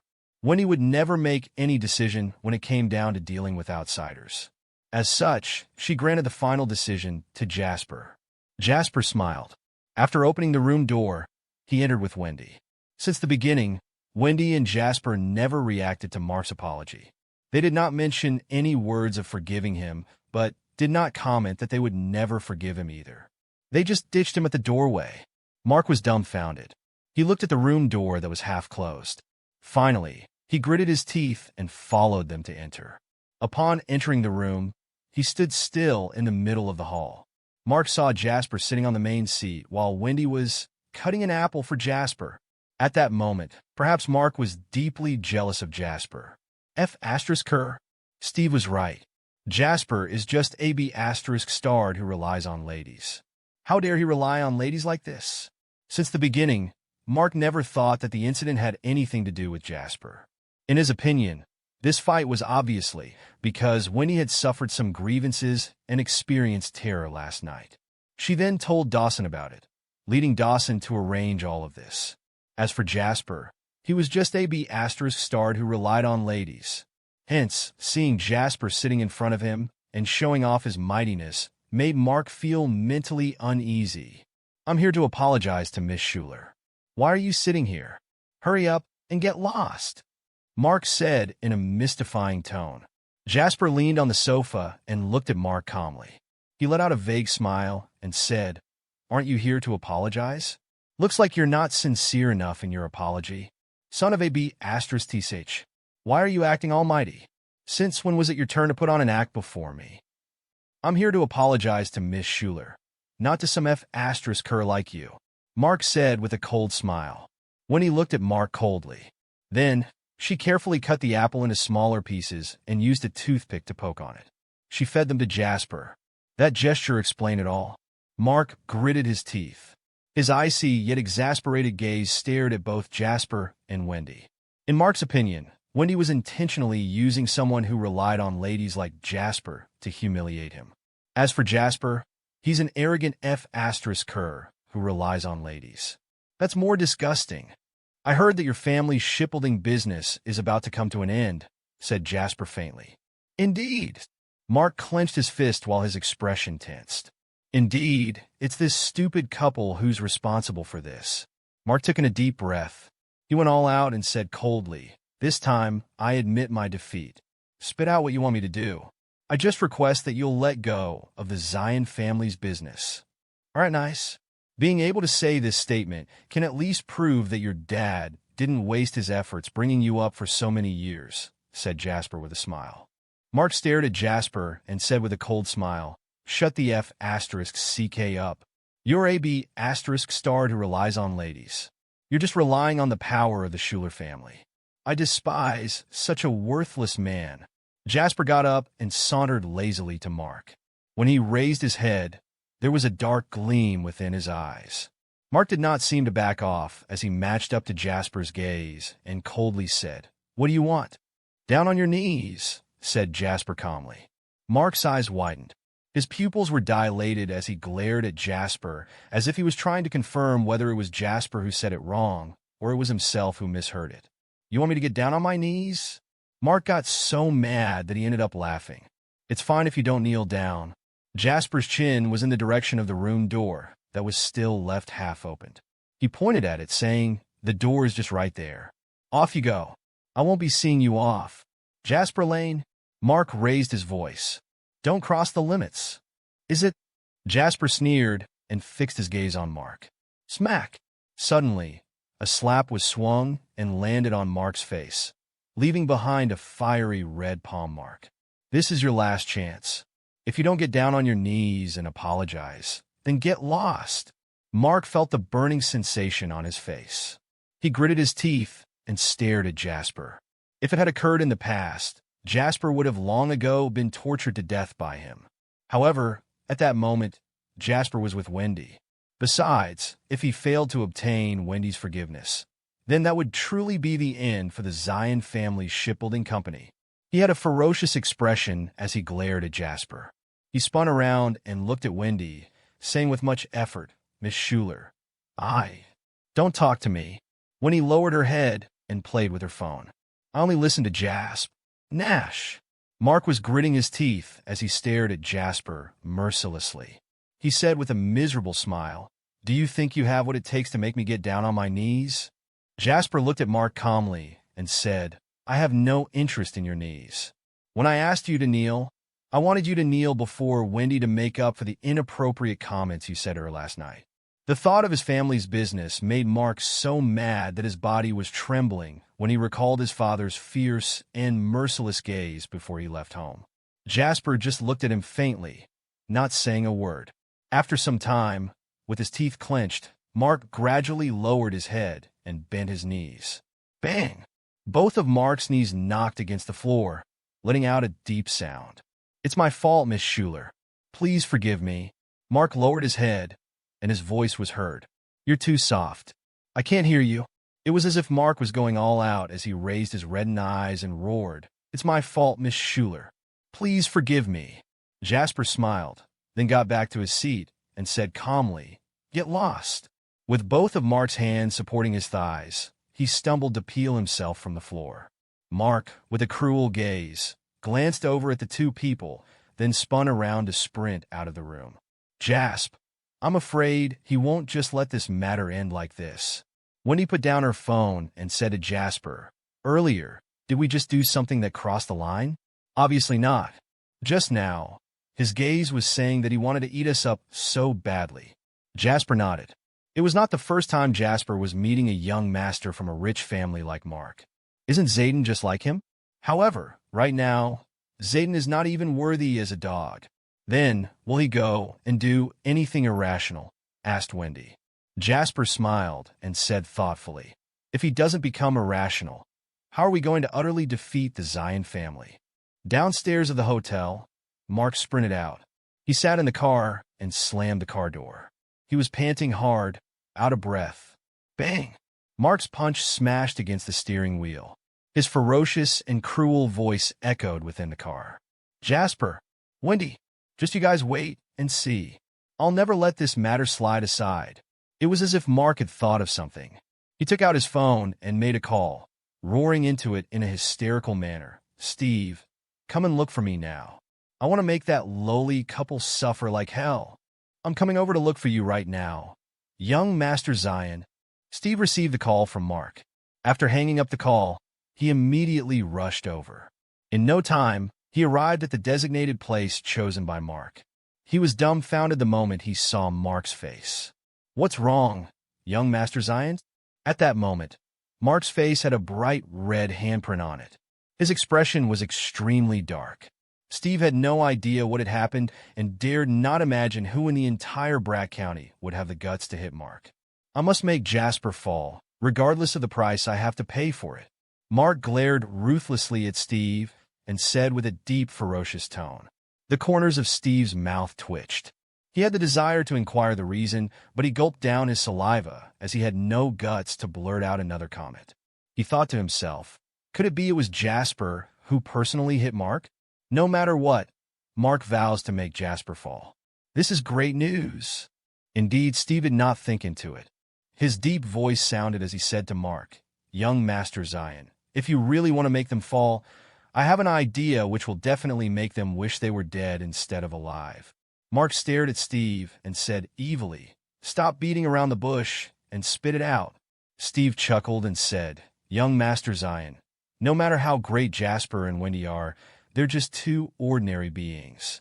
We can find someone with a much more powerful ability to beat Jasper till he's disabled, then kidnap Wendy. At that time, Want to be your call to do whatever you want to a beauty like Wendy? Even if you rape her in front of Jasper, he can only lie on the ground and roar all he wants.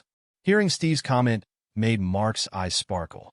His mind was flooding with images of Jasper being beaten till he was covered with blood and lying on the ground. Meanwhile, Wendy was tied up, allowing him to go on top of her body. Mark felt a warm sensation coursing through his body as if the slap on his face no longer hurt.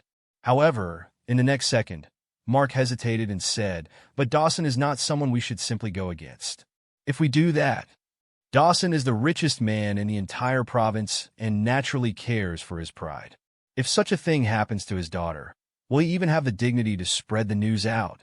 Steve counter-questioned, and on his face was a devilish expression. He knew that he would not be able to obtain Wendy's heart. However, even if he could not gain it, he would want to at least destroy Wendy. "Aren't you a goddess? Aren't you someone who's always at the top? Aren't you always looking at me disdainfully? Then I might as well instigate Mark to rape you. We'll see whether you'll still be able to act all elegant then." Steve, who was out of his mind because of the jealousy and hatred that was dwelling within him, was utterly delighted. "Young Master Zion, you're the young master of the Zion family. You have a prestigious status. When everything is settled, there's no turning back. The Schuler family will have no choice but to give in. After all, the incident has already happened. It's either Dawson makes a fuss about the incident and allows everyone in the province to tease him, or he'll just have to acknowledge you as his son-in-law. If he's smart, he won't choose the former. With that being said, not only will you counter them and obtain victory, but you'll also obtain Wendy. What's more important is, during that time, it'll be up to you how you'd like to torment Jasper, the man who only relies on ladies." Hearing Steve's analysis made Mark squint his eyes. The evil gleam within his eyes was getting more intense. "Not bad, not bad." Mark patted Steve's shoulder and said, "If this matter is a success, in the future, your family's future industries will be the Zion family's business partner." Steve was thrilled. He could no longer suppress the smile that was plastered on his face. He took the opportunity and said, "Young Master Zion, the most crucial point in this plan is to look for a person who is reliable yet has a great ability to help you kidnap Wendy. And in the meantime, he can finish Jasper off too. And I happen to know such a person." Mark said excitedly, "Great. Indeed, even the gods are helping me out. Hurry, go summon this person over here. Remember, the guy must be a reliable 1-inch. At Brack County General Hospital. Where's Kathy's family?" A nurse shouted out loud into the hall that was filled with people. A man, who was not even 180 centimeters in height, stepped over. He had a physique that was not bulky, but still emanated a sharp, cold aura. "I'm her younger brother," said Julian to the nurse. The nurse sighed and stuffed a pile of bills into Julian's hand, saying, "These are Kathy's bills for this week. Right now, the account is stating that you haven't paid for the bills. Hurry and go collect the funds." After the nurse left, Julian stared at the big stack of bills in his hand. His stern face revealed sorrow and torment. Ever since his sister was diagnosed with leukemia, the siblings had used up their entire savings. The prize money he previously won from martial arts tournaments and the money earned through his performances all these years was way too trivial an amount when dealing with leukemia. Julian gritted his teeth and came to the ward upstairs. A lady with a fragile look on her face was sitting on the hospital bed. It was his elder sister, Kathy. "You should take a good rest, sis. In the afternoon, you're going for dialysis," said Julian. Kathy sighed and said, "July, we don't have any money already, right?" Julian forced out a smile. "Don't worry, sis. I'll go borrow some from my friends. You don't have to worry about the money." It was impossible that Kathy could not see through Julian's intention to comfort her. She said, "July, let's go home. I don't want to be treated. One session of dialysis costs more than $200,000. We don't even have the money.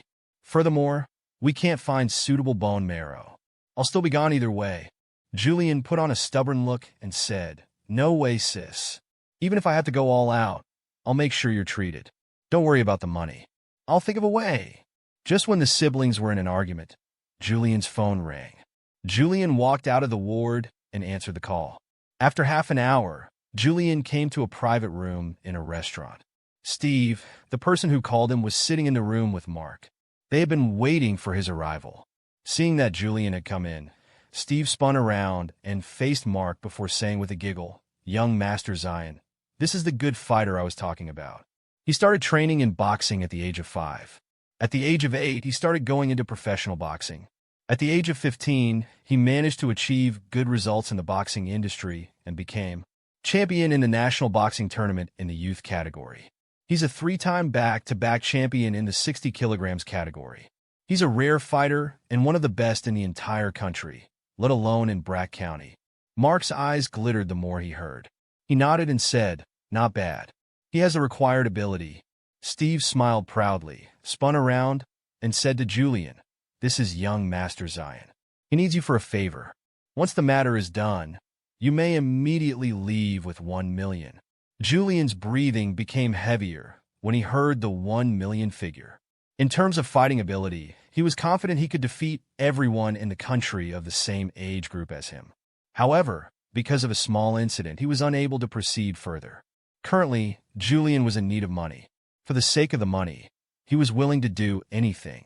Mark took out a photo of Jasper and Wendy, which had been taken in secret, and tossed it onto the table. He said, "These 2 people are now at Marriott Hotel. Go beat this guy till he's disabled, then kidnap this lady. When you're done, inform me." It's as simple as that. On the other hand, Wendy and Jasper had almost spent the entire day playing outside. That day, Wendy had played with much excitement. She had never been that happy in her life. They had strolled along the streets, watched movies, had snacks, and even took a trip to the amusement park. It was just that Wendy was not that brave. Those thrilling rides such as the drop tower, she had no guts to ride. Finally, she yanked Jasper over to ride 2 rounds on the carousel. Jasper followed along with her plans. It was a rare occasion for Wendy to be this happy, and he was happy as well that he relaxed for a moment. While they were heading back to the hotel from the snack street, Wendy was so tired that she dozed off. Jasper took out his phone and saw that there were about 10 missed calls from Xavier. He finally called back. "Mr. Johnson, I was accompanying my girlfriend earlier. Is there anything the matter?" asked Jasper calmly. Judging from the way Xavier was looking for Jasper in such an urgent manner, perhaps Xavier had already verified some information regarding the matter that Jasper told him about earlier in the morning. "Mr. Lane, I've finally got through to you." Xavier could not help but let out a bitter smile when he heard Jasper's casual reason. However, he dared not say anything unrelated and immediately said, "Regarding the matter you told me about today, I sent someone to check on it when I got back. It's not looking too good. Humans are truly unpredictable."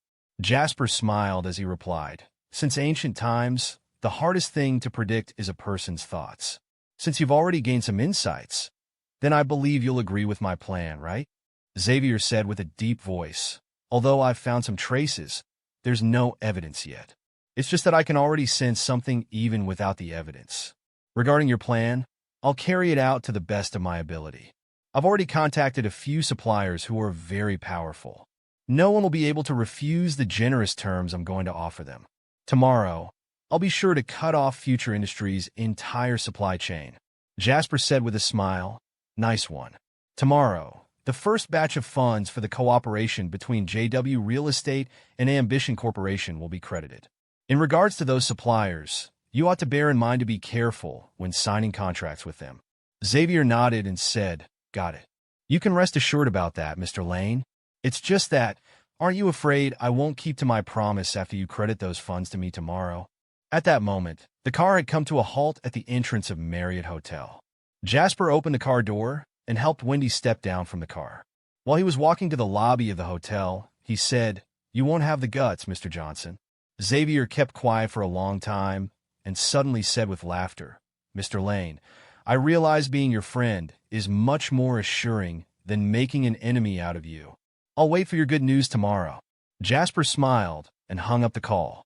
As soon as he put down his phone, Jasper noticed the moment when he entered through the doors. A man got up and walked toward him with clear motives. "There's danger." Jasper looked at the face that was very familiar in his memory, but it was a face that looked far too young. He suddenly spun around and said to Wendy, "Do me a favor and head over to the lounge area to order some supper for me, all right?" Wendy was puzzled. Jasper did not have the habit of having supper. What was more, They had both just returned from the snack street. However, since Jasper had already spoken, Wendy did not think any further and obediently answered him. She then spun around to head over to the lounge area beside the lobby. Wendy and Julian passed by each other. Julian saw Wendy's back figure. Then, with a dark expression, he came to Jasper. Having lived 2 lives after being reborn, he had made lots of enemies. Jasper could sense that the man who was approaching him posed a very dangerous threat to himself. However, in Brat County, who would arrange for someone to cause him trouble? Could it be Mark? Except for him, there's no one else. Before Jasper could speak, Julian beat him to it. Someone gave me money, asking me to do him a favor. I'm sorry. After saying this, Julian bowed deeply to Jasper without any prior warning. Julian only practiced boxing due to interest and it being a hobby. Boxing was his life's passion, but he never thought that one day he would use this ability to commit a crime. Plus, it was against 2 strangers too. However, Julian had no way out. He had to do it for the sake of money. Julian planned to immediately take action once he was done talking and bowing, but when he straightened his body, Jasper suddenly spoke. If your sister who has leukemia finds out that you're helping the evil commit a crime all for the sake of money, she will never forgive you even after she's dead. Julian's pupils quickly shrunk. He stared at Jasper and stood frozen on the ground.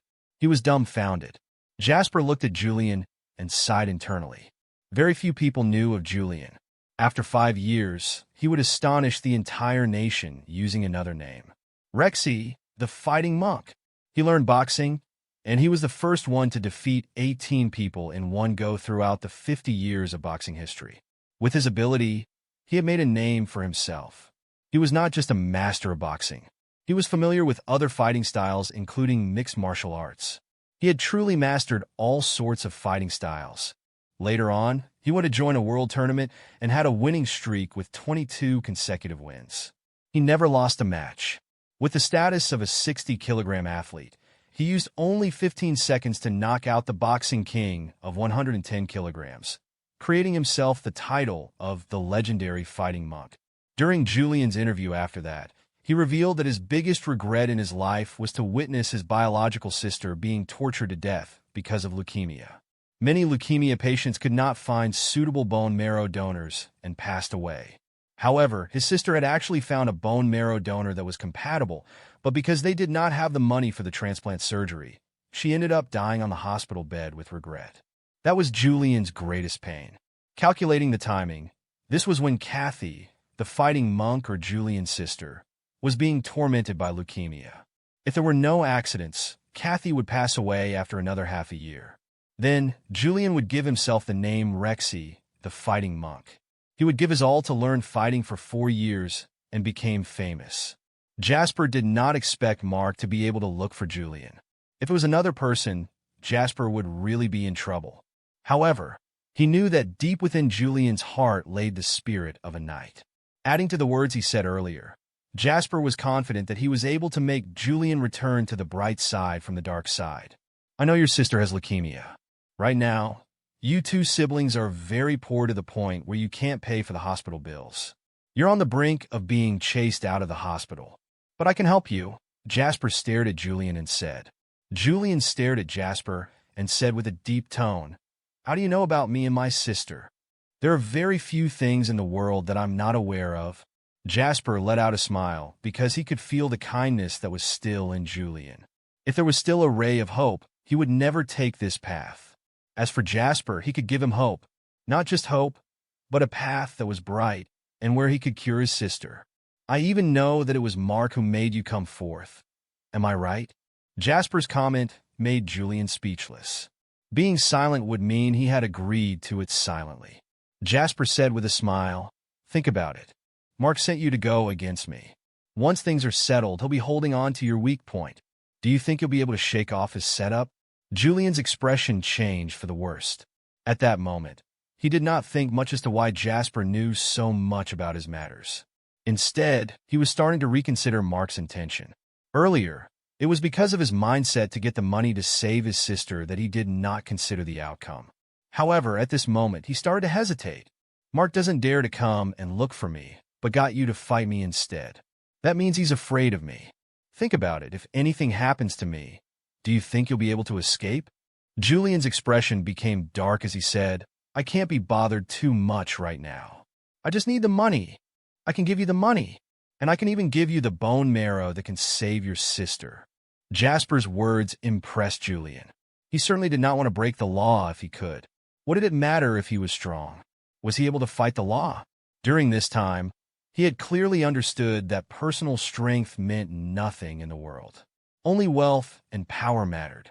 As for Jasper, his calm and unhurried demeanor since the start made him so much more powerful than Mark or Steve. How can I trust you? Julian asked.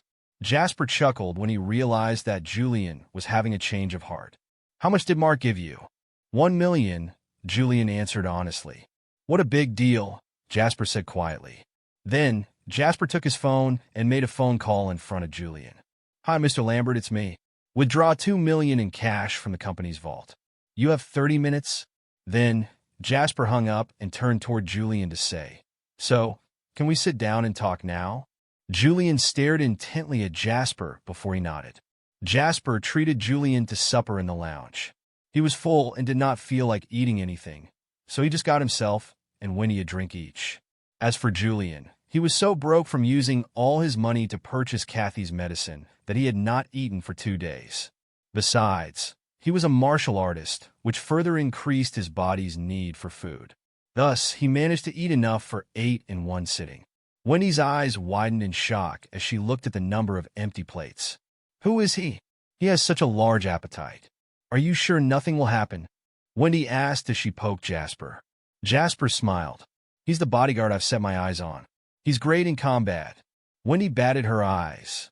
She was born into a rich family, and thus was familiar with the concept of bodyguards. Her father's bodyguards were usually retired members of elite troops, and they could beat up 6 people in one go. Other things aside, Wendy felt that Julian could defeat 5 or 6 of her dad's bodyguards in terms of appetite alone. Half an hour later, Mr. Lambert sprinted toward the hotel with a combination lock case. Panting, Mr. Lambert placed the case down and glanced at the time. 29 minutes and 30 seconds. Mr. Lambert let out a breath.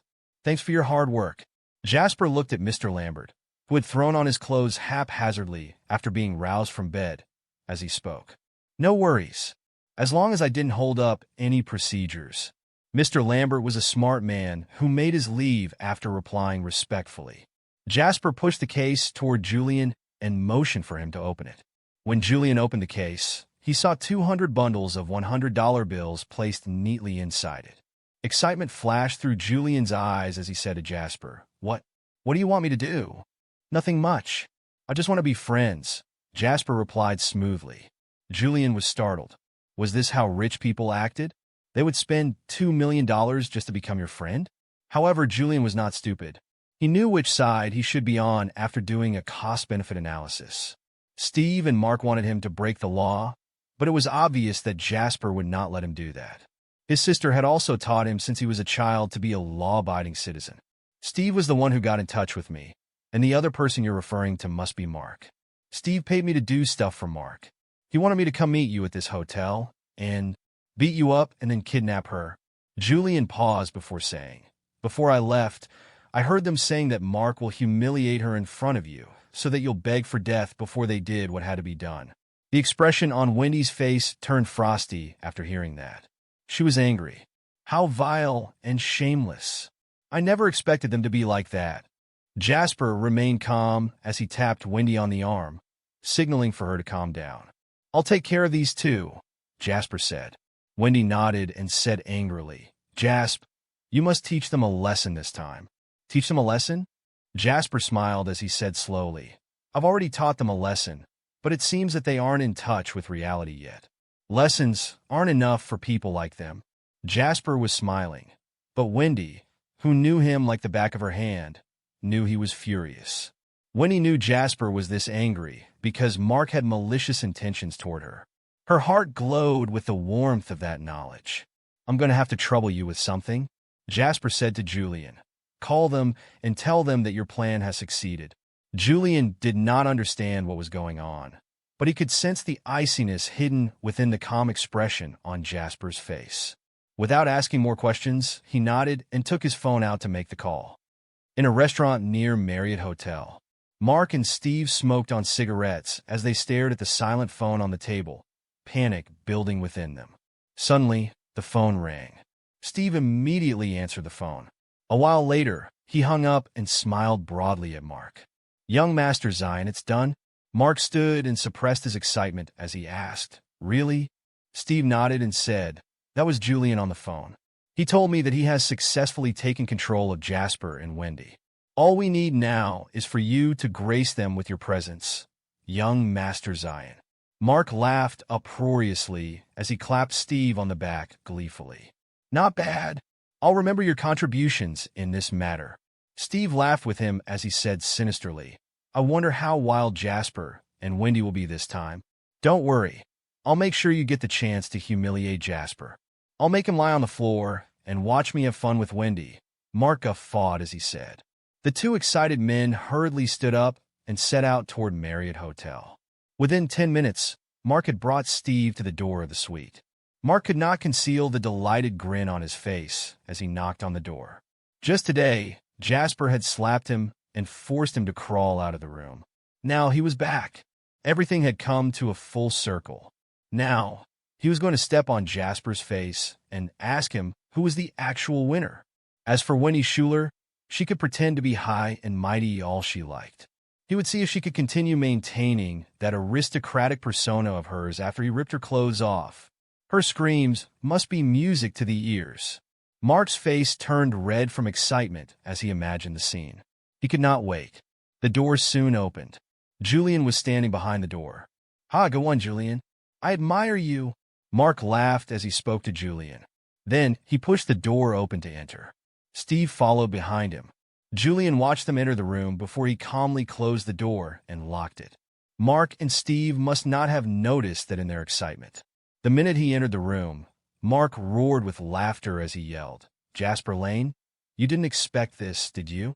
I'm back. I could do anything I want to you in Brack County. It's too late to be sorry now. Jasper, you?" Mark realized that Jasper was sitting comfortably on the couch when he strode into the room. He forgot what he was about to say. Silence took the place of his arrogant, smug voice, as if someone had wrapped their hands around his throat. Jasper swirled the glass of red wine he was holding and raised it at Mark and Steve, who were shocked to their cores as he smiled. He looked calm and elegant. "Young Master Zion, are you surprised?" Mark and Steve felt as if they were going crazy. Their elation fell from the heights of heaven to the pits of hell the minute they saw Jasper. They did not know what to do. They really did not know what to do. In their imagination, Jasper had been lying in a pool of blood, ready to either hurl curses or get on his knees and beg when he saw them. No matter what, he should not be sitting on the couch in one piece and sipping on red wine, looking as if he was awaiting their arrival. Who was the mastermind in their elaborately planned scheme? Steve began sweating profusely as he panicked. Mark's lips trembled as the sparkle left his eyes. Instinctively, the two looked at Julian together. Julian had a calm expression on his face as he walked toward the couch Jasper was sitting on. He stood at attention. An answer that Mark was reluctant to accept surfaced in his mind as he looked at Julian, who stared back with an indifferent expression. They had been betrayed by Julian. "Julian Lager, you dare betray me?" Steve stared at Julian in shock and roared in anger after understanding what was going on. Julian did not answer, acting as if he had not heard anything.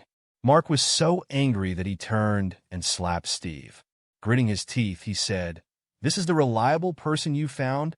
AF * King Backstabber." Steve was shocked by Mark's slap. He turned his head to the other side, afraid to meet Mark's furious expression. His entire being had been consumed by feelings of fear and trepidation. Where had his smugness vanished to now?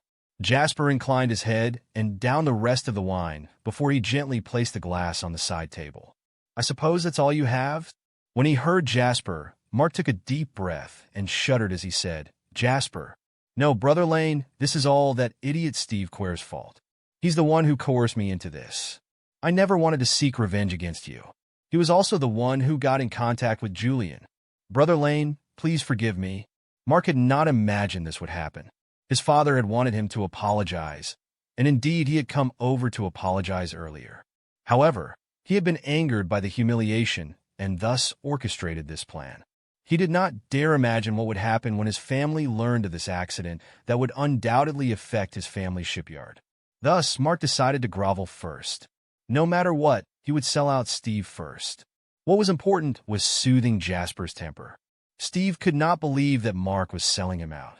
He said furiously, "Mark Zion, you were the one who contacted me in the first place to help you find." He had not finished speaking when Mark, who was beside him, kicked him aside and roared angrily, "Would I be in this mess if it weren't for you? King, shut your trap." "Enough!" Jasper's voice rang out, stopping the two from ripping each other to shreds any further. "Young Master Zion, we're all adults here. Don't treat the other party like an idiot. Wouldn't it be nice to just let things go?" Then, Jasper's gaze landed on Steve, who had a hurt and furious expression on his face. He chuckled as he said, "Steve Quare is a lapdog at best. Would he have the guts to do something like this?" Mark calmed down after hearing that. He took a deep breath and gazed intently at Jasper as he asked, "What do you want?" "What do I want?" Jasper's tone was light and playful, as if he was talking to a friend. However, in the blink of an eye, Jasper had grabbed the wine glass on the table and smashed it on Mark's head. The glass shattered into countless tiny pieces with a crash. Mark yelled out in pain as he stumbled backward with his head in his hands. Blood oozed out between his fingers. Jasper took a napkin and carefully cleaned the stains on his fingers. The gaze he directed at Mark and Steve was impossibly cold. "It's normal that you want to attack me, but we only look at a man's power. If I lost, that means my ability isn't up to par. Then I should surrender myself to you. However, that means you should do the same if you've lost. You should have never, ever, directed any of your filthy thoughts toward my woman." Mark felt his head throbbing and spinning as he raised it to look at Jasper. At that moment, he did not bother taking any more chances and decided he might as well say, while grinning evilly, "Shut the *CK up with your *T. Of course, you're in the right when you've won. Kill me if you can. But do you dare to? Do you really King dare kill me? You'll have to pay a life with a life if you kill me. I'm the sole heir to the Zion family.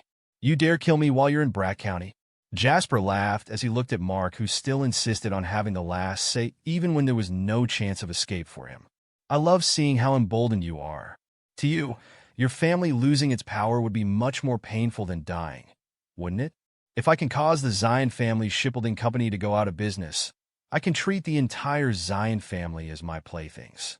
When that happens, you, Mark Zion, will be worth even less than *TCH in Brack County." Jasper patted Mark on the cheek and chuckled while saying, "You made quite a number of enemies in Brack County over the years, haven't you? Many would like to kill you even more than I do. Why would I dirty my hands with your blood?" Mark's pupils dilated when he heard that. He screamed, "It was you who contacted Harbor City and not Dawson Schuler. You were behind all this. Who the *CK are you? What the hell do you want?" Mark had flown into a state of genuine panic. It was because he had realized that the actual mastermind behind this since the start was Jasper Lane, someone he had never paid attention to. This had all been masterminded by Jasper. How else could Julian's betrayal be explained? How else could Jasper's calmness be explained? However, how was that possible? Was he not a poor *TCH? Where did he gain the power to influence the tycoons of Harbor City? Fear washed over Mark as he thought about that. He suddenly realized that Jasper was filled with secrets and power. Perhaps he could actually do what he claimed and sabotage the entire Zion family. Mark did not dare imagine what would happen to him, who had made countless enemies in Brack County over the years if that happened. It would be an attack on the enemy while they were down. Jasper smiled slightly. "I'll give you another chance. Call your dad and get him to come and talk to me." The corners of Mark's mouth twitched slightly with both fear and disbelief. He could not think of any reason why Jasper would do that. However, he understood that the situation was out of his control now. No matter what, he had to make that phone call. Mark got out his phone with difficulty and dialed his dad's number. Jasper walked towards Steve and asked calmly, How would you like to die? Steve shuddered when he heard what Jasper said. He had realized something just by listening to Mark speak, which was that Jasper had used some sort of method to cause not only Mark, but the entire Zion family to suffer extreme losses. Then, he remembered when he met Mark today. Mark had a handprint on his face and was so furious that he could not wait to swallow Jasper whole. Steve realized that he was in deep trouble now. He did not have a background as powerful as Mark's. His family could not even be called a prestigious family. It was just that his family's company had the slightest bit of fame and fortune in Brack County. With this little capital, how could he fight against Jasper, who could cause the Zion family to suffer extreme losses? Jasper, we were classmates. We were high school classmates for 3 whole years. You'll keep that in mind, won't you? I know I've made a mistake. How about I kneel to you? I'll get on my knees and beg for forgiveness. As he spoke, Steve fell to his knees and slapped himself without hesitation in front of Jasper. Steve poured all his efforts into trying to live, slapping himself loudly each time. Within minutes, his cheeks had turned red and swollen. Jasper narrowed his eyes as he stared at Steve, who looked as red as a roasted pig. To him, Mark was nothing more than a worthless rich kid who was spoiled. He had neither the guts nor brains to be useful to him. However, Steve was different. He was more intelligent than he seemed and was much eviler. Steve was the one who had instructed Julian on what to do today. If that had not been enough, Steve could even grovel in the blink of an eye when plans failed. Even a casual onlooker could feel the pain from his slaps. However, that did not mean Steve was easier to deal with than Mark. They were the truly poisonous ones. If you did not kill them now, they would cause you more trouble in the future. Jasper watched quietly as Steve slapped himself repeatedly. He made no action to stop Steve, nor did he say a single word. Soon, Steve had slapped himself so much that he began seeing stars in his vision. His cheeks were numb, and blood oozed from the corners of his mouth. When he finally lost the strength in his arms to continue hitting himself, he said to Jasper, "Please forgive me. I swear that I'll be a decent person in the future. I won't cause you any more trouble." Jasper smiled slightly. It seemed as if he was going to forgive him. Then, Jasper pulled out his phone just as Steve allowed a flare of hope to ignite in his heart. He called Xavier Johnson, who answered the phone swiftly. "How do you do, Mr. Lane?" Xavier sounded both confused and respectful. "Do you dare become the lord of Brack County's building materials industry tonight?" Xavier sat upright in bed when he heard what Jasper said. His breathing became quick and labored. "Yes," Xavier said in a low voice. "All right, spread the news then. Once done, contact the suppliers that you've been in touch with and arrange a meeting with them at Future Industries to settle previous payments." Xavier's heart thumped as he asked, "Mr. Lane, has something changed?" Jasper turned to look at Steve, who had a confused and terrified expression on his face. "Steve Quare is beside me." That one short sentence was enough for Xavier to realize that something sensitive and sinister was going on. He repressed his curiosity as he said, "I'll get to it immediately. I'll give you my word that the front doors of Future Industries will soon be filled with people looking for payment." Jasper smiled and asked, "You're in the building materials industry. Your cash flow is supported by default payments and bank loans, right?" Xavier nodded and said yes. "We usually pay a settlement of 40% and then pay the rest of the money periodically. That accounts for half of our cash flow. Bank loans support the other half. Do what you're supposed to do. Tomorrow, no bank in Brack County will issue a loan to Future Industries, and they'll start demanding payments for loans that have already been made." When Jasper finished speaking, he did not wait for Xavier's surprised reply before hanging up the phone. At that moment, Steve felt the top of his head go numb as he stared at Jasper.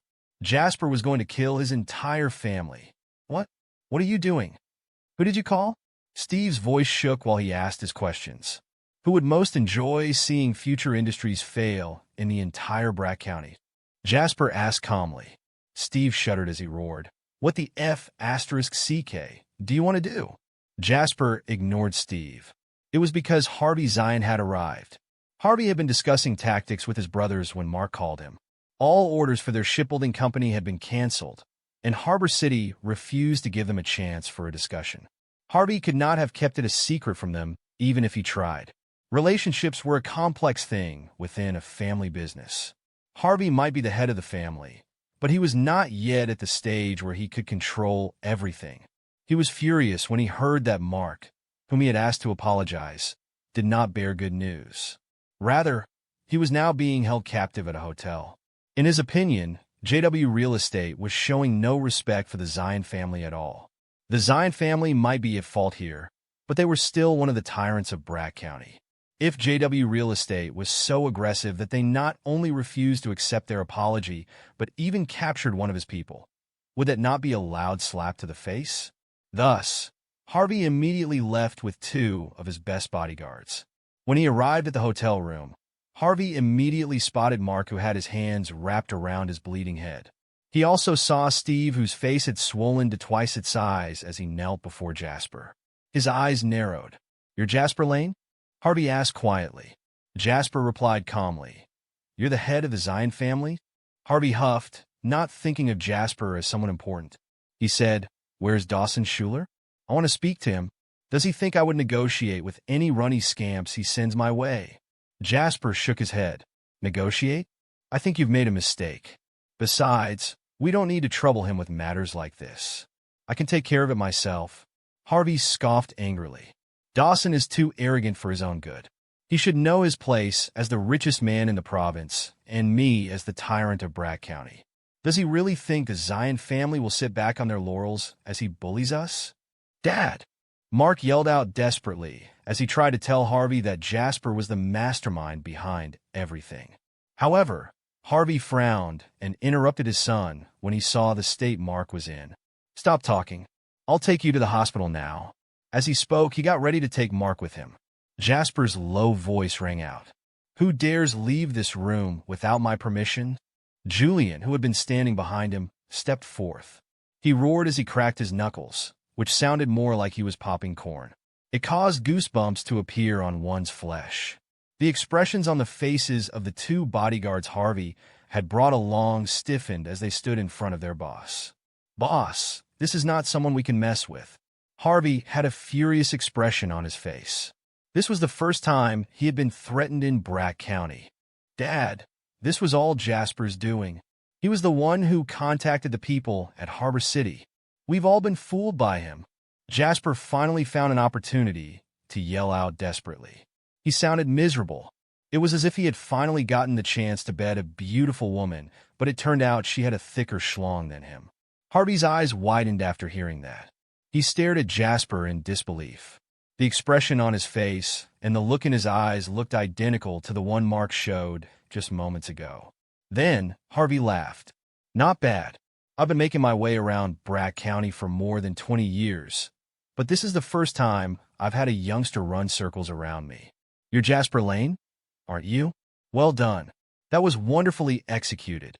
Harvey pushed his bodyguards aside and stared straight into Jasper's eyes as he said calmly, "You've proven yourself by being able to deceive me at this age.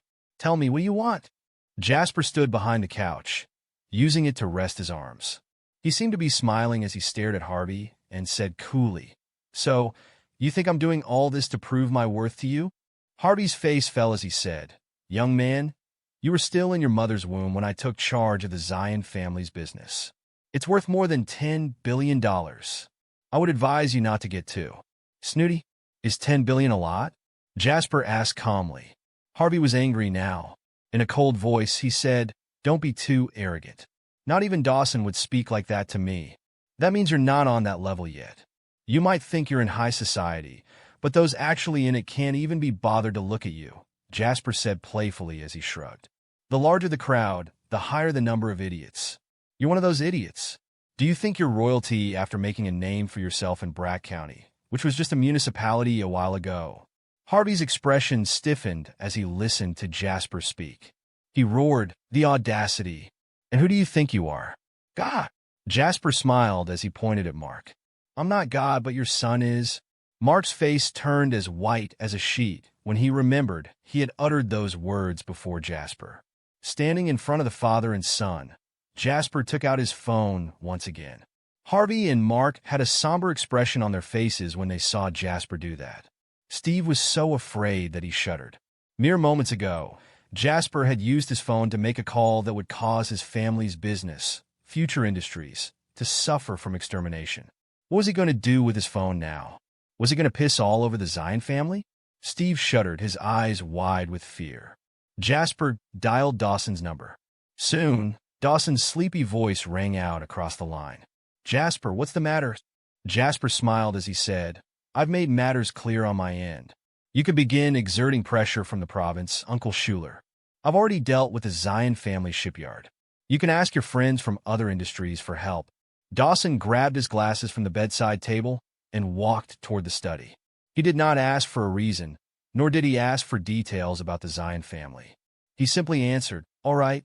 One word was enough. Schuler Group had recently been transitioning into the real estate industry and causing economic growth. Thus, they were extremely important to both the provincial and city government. As Schuler Group's fame and power rose, so did the number of people who wanted to curry favors with them. Thus, Dawson could not care less about who the Zion family was. If Jasper said they were to be defeated, he would make use of his resources to ensure that was done. After Jasper hung up, he looked at Harvey, whose eyes were glinting despite the stony expression on his face.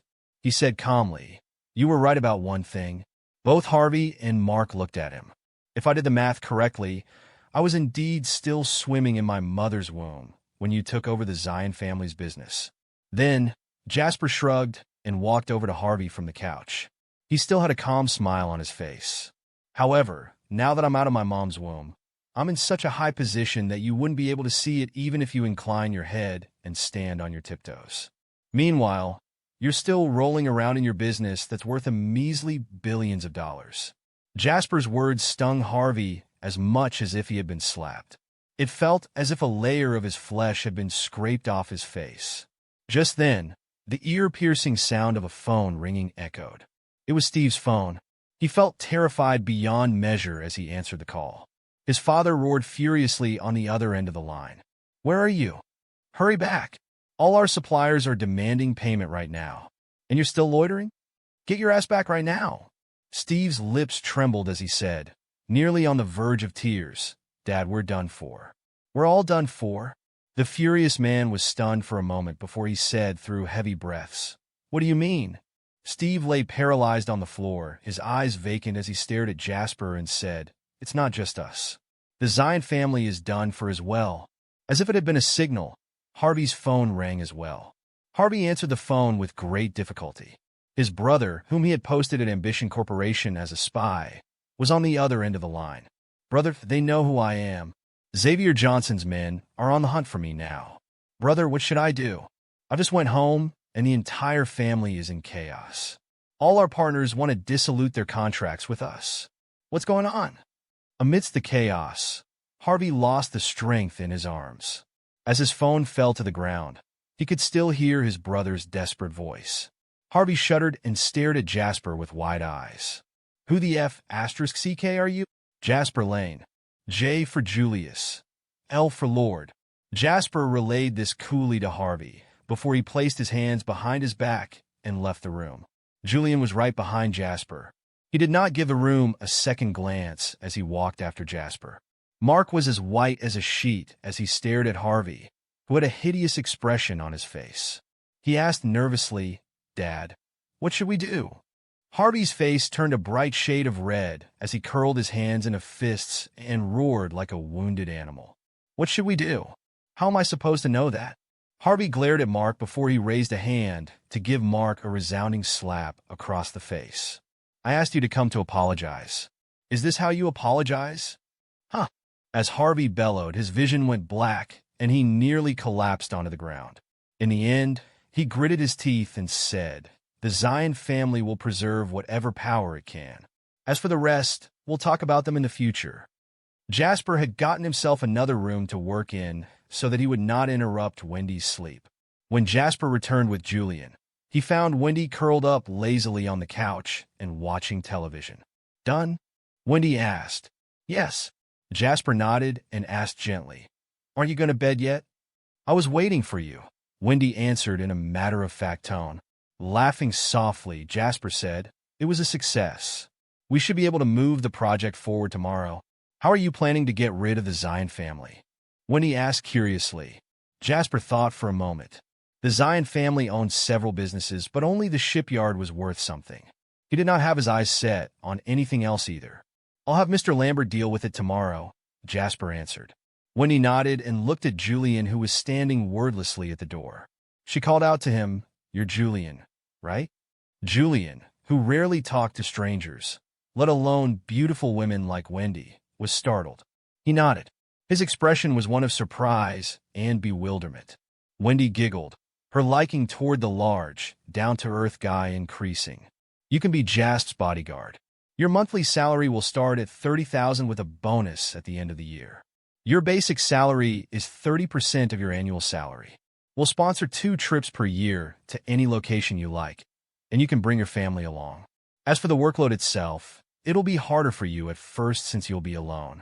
But I'll continue adding members to Jasp's team of bodyguards, and you'll act as the leader. Your workload will decrease once you have subordinates." This was what Wendy had been thinking about before. Now that Jasper's status in society was elevating, he needed to start paying attention to his safety, especially after what had happened tonight. Who knew what would have happened if they had been more vicious? Thus, Wendy wanted Julian to stay. To her, Julian seemed much more reliable and better at combat than her dad's bodyguards. Not only was Julian stunned at what Wendy had said, but even Jasper was also on the verge of laughter. He had once told Wendy that he would like Julian to stay and work as his bodyguard, but he had not expected Wendy to be this many steps ahead of him. Even so, Jasper was quite touched. He could tell that Wendy was undoubtedly serious about this matter. She would not have made this decision on her own unless she was convinced it would benefit Jasper. But, Julian said hesitantly, to be honest, he had no reason to reject an offer with such great benefits. Moreover, Julian was broke and wanted to find a rich family that he could rely on to earn a living. However, he could not leave now. When he guessed the reason for his hesitation. "Is this because of your sister? I'll go visit your sister tomorrow. Don't worry about her bone marrow transplant surgery. We'll do our best to scour the entire country to find someone who's a match. We'll search the entire globe if needed. And we'll pay for all the treatment as well." Wendy laughed gently as she asked another question. "What level of education does your sister have?"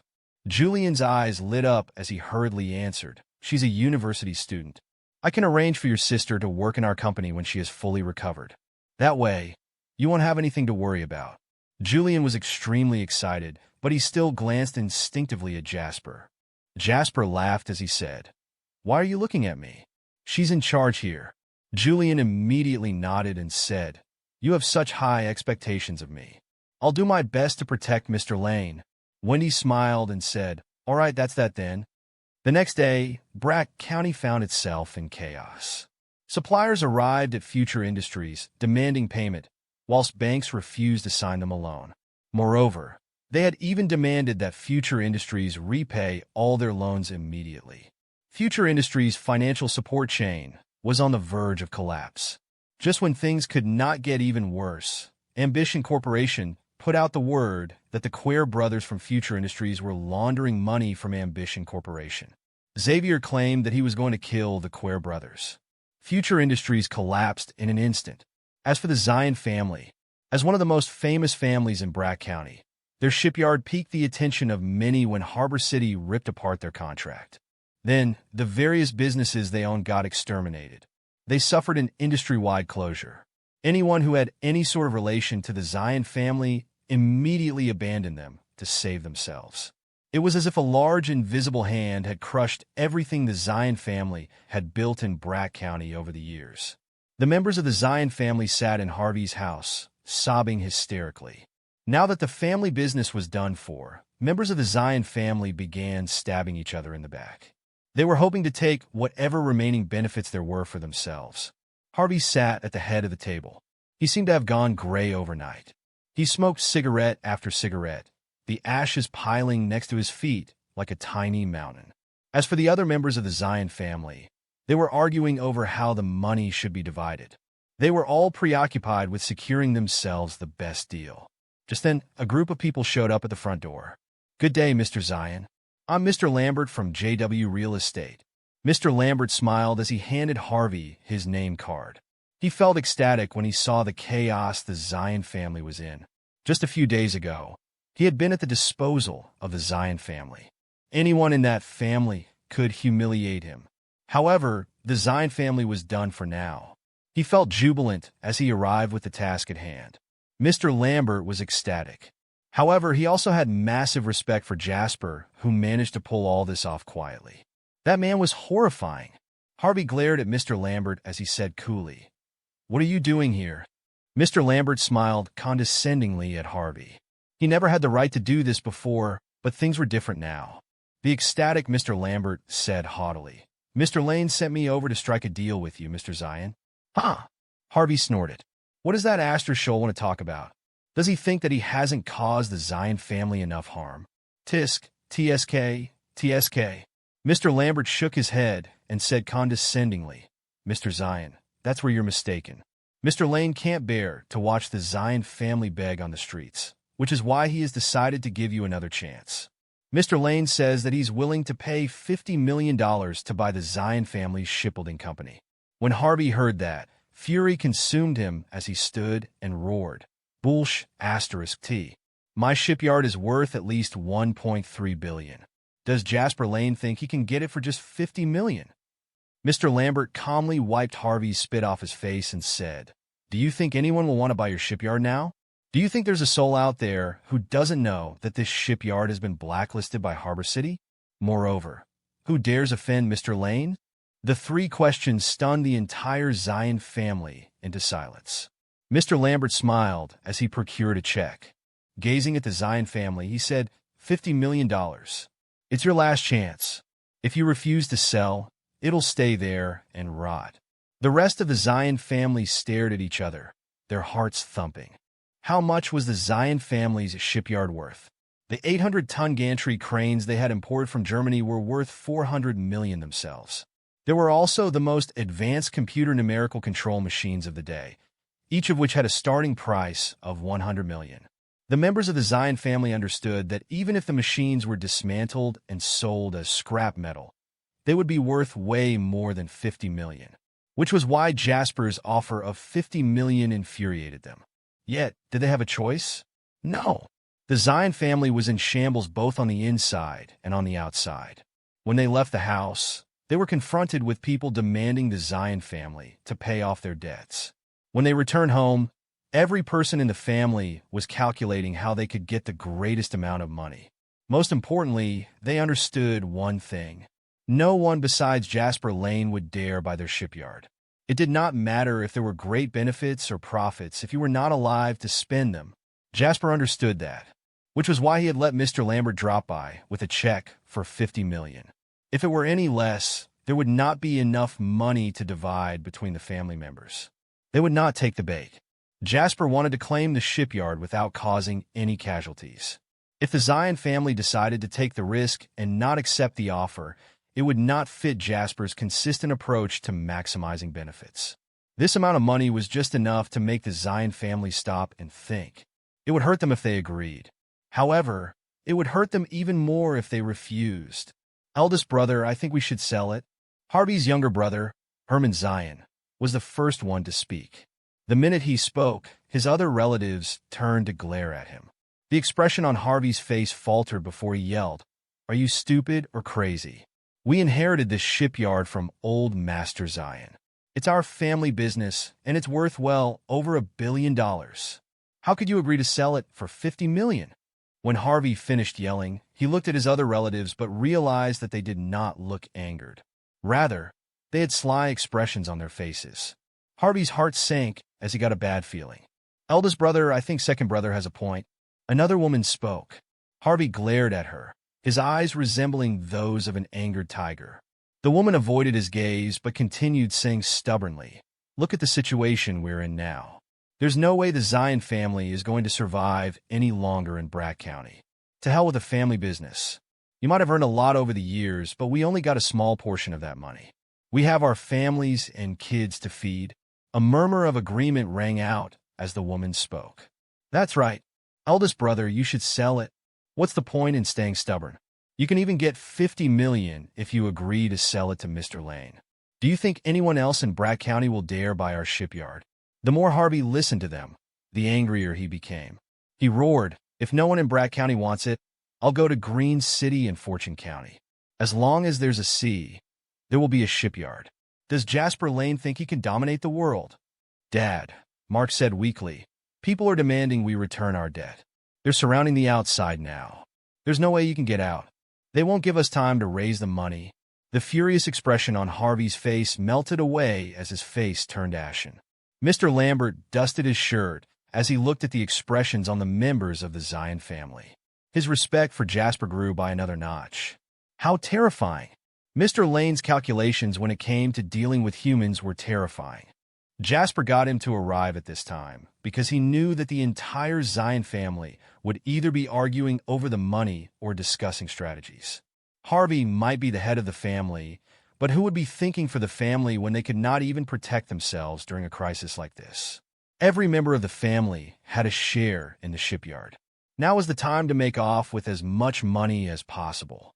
With this interjection, Harvey would not be able to stop his family members' greed, no matter how insistent he was. Mr. Lane also instructed me to only give you 20 minutes to think about it. It's been 15 minutes. I'll leave if you aren't going to agree, Mr. Lambert spoke pompously. That caused members of the Zion family to have an even uglier expression on their faces. I'll sell. Herman gritted his teeth as he stood and said, I own 20% of the shipyard shares. The rest of the Zion family could not sit still after hearing what Herman said. I'll sell too. I own 13%. I have 17%. I'll sell too. A lively discussion took place. Soon, Harvey was the only one who had not spoken yet. Mark's face was pale as he tugged on Harvey's shirt and said chokingly, Dad, why don't we sell it? We can go abroad and start again. Harvey heaved a long sigh.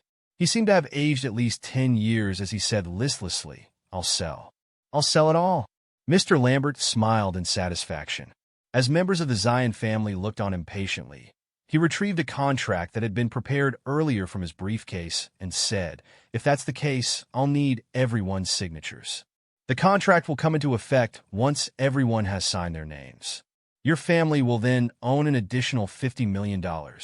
No one hesitated when they saw the check in Mr. Lambert's hands and surged forth to sign their names. When Harvey finally managed to sign his name, Mr. Lambert took the contract and placed the $50 million check on the coffee table. He smiled as he said, it's been a pleasure doing business with you. I hope we never meet again. Then Mr. Lambert roared with laughter as he turned to leave. As he shut the door, he could hear the sound of Harvey roaring in both anger and indignance. He sounded like a wounded beast. How dare you fight against Mr. Lane with such capabilities? Mr. Lambert smiled coolly as he got into the car and drove off. Brack County was a cryptic place. As the Zion family faced disaster, Jasper and Wendy were at Brack County General Hospital. Don't worry. I'll have you sent over to the province where you'll receive treatment from the most elite medical team. Moreover, we'll stick to our promise of helping you find a match for your bone marrow transplant surgery. Wendy spoke gently to Kathy. Kathy had an embarrassed, bewildered expression on her face.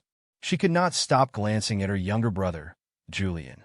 Even though Julian had already introduced her to both Jasper and Wendy, she still felt dubious. She could not believe that such fortune would befall her. Thank you. Thank you so much, Kathy said sincerely. As the two women spoke, Jasper gave Julian a look. The two walked out of the ward. We'll return to the province this afternoon. I'll arrange for the hospital to prepare an ambulance that will follow us all the way so that your sister can receive the best treatment in the province, Jasper said. Julian had a solemn expression on his face. Suddenly, he knelt and said, Thank you, Mr. Lane. That action caused everyone nearby to sneak glances at them as they wondered what was going on. Jasper hurriedly grabbed Julian's arm and pulled him to his feet as he said, I gave you a job where you can work without any additional worries because I need you as my loyal protector. It's a fair trade. Go easy on your knees. Good men kneel only to their parents and God. No one else, not even the king, is worth you kneeling to. Julian said solemnly, Mr. Lane, I owe you my life.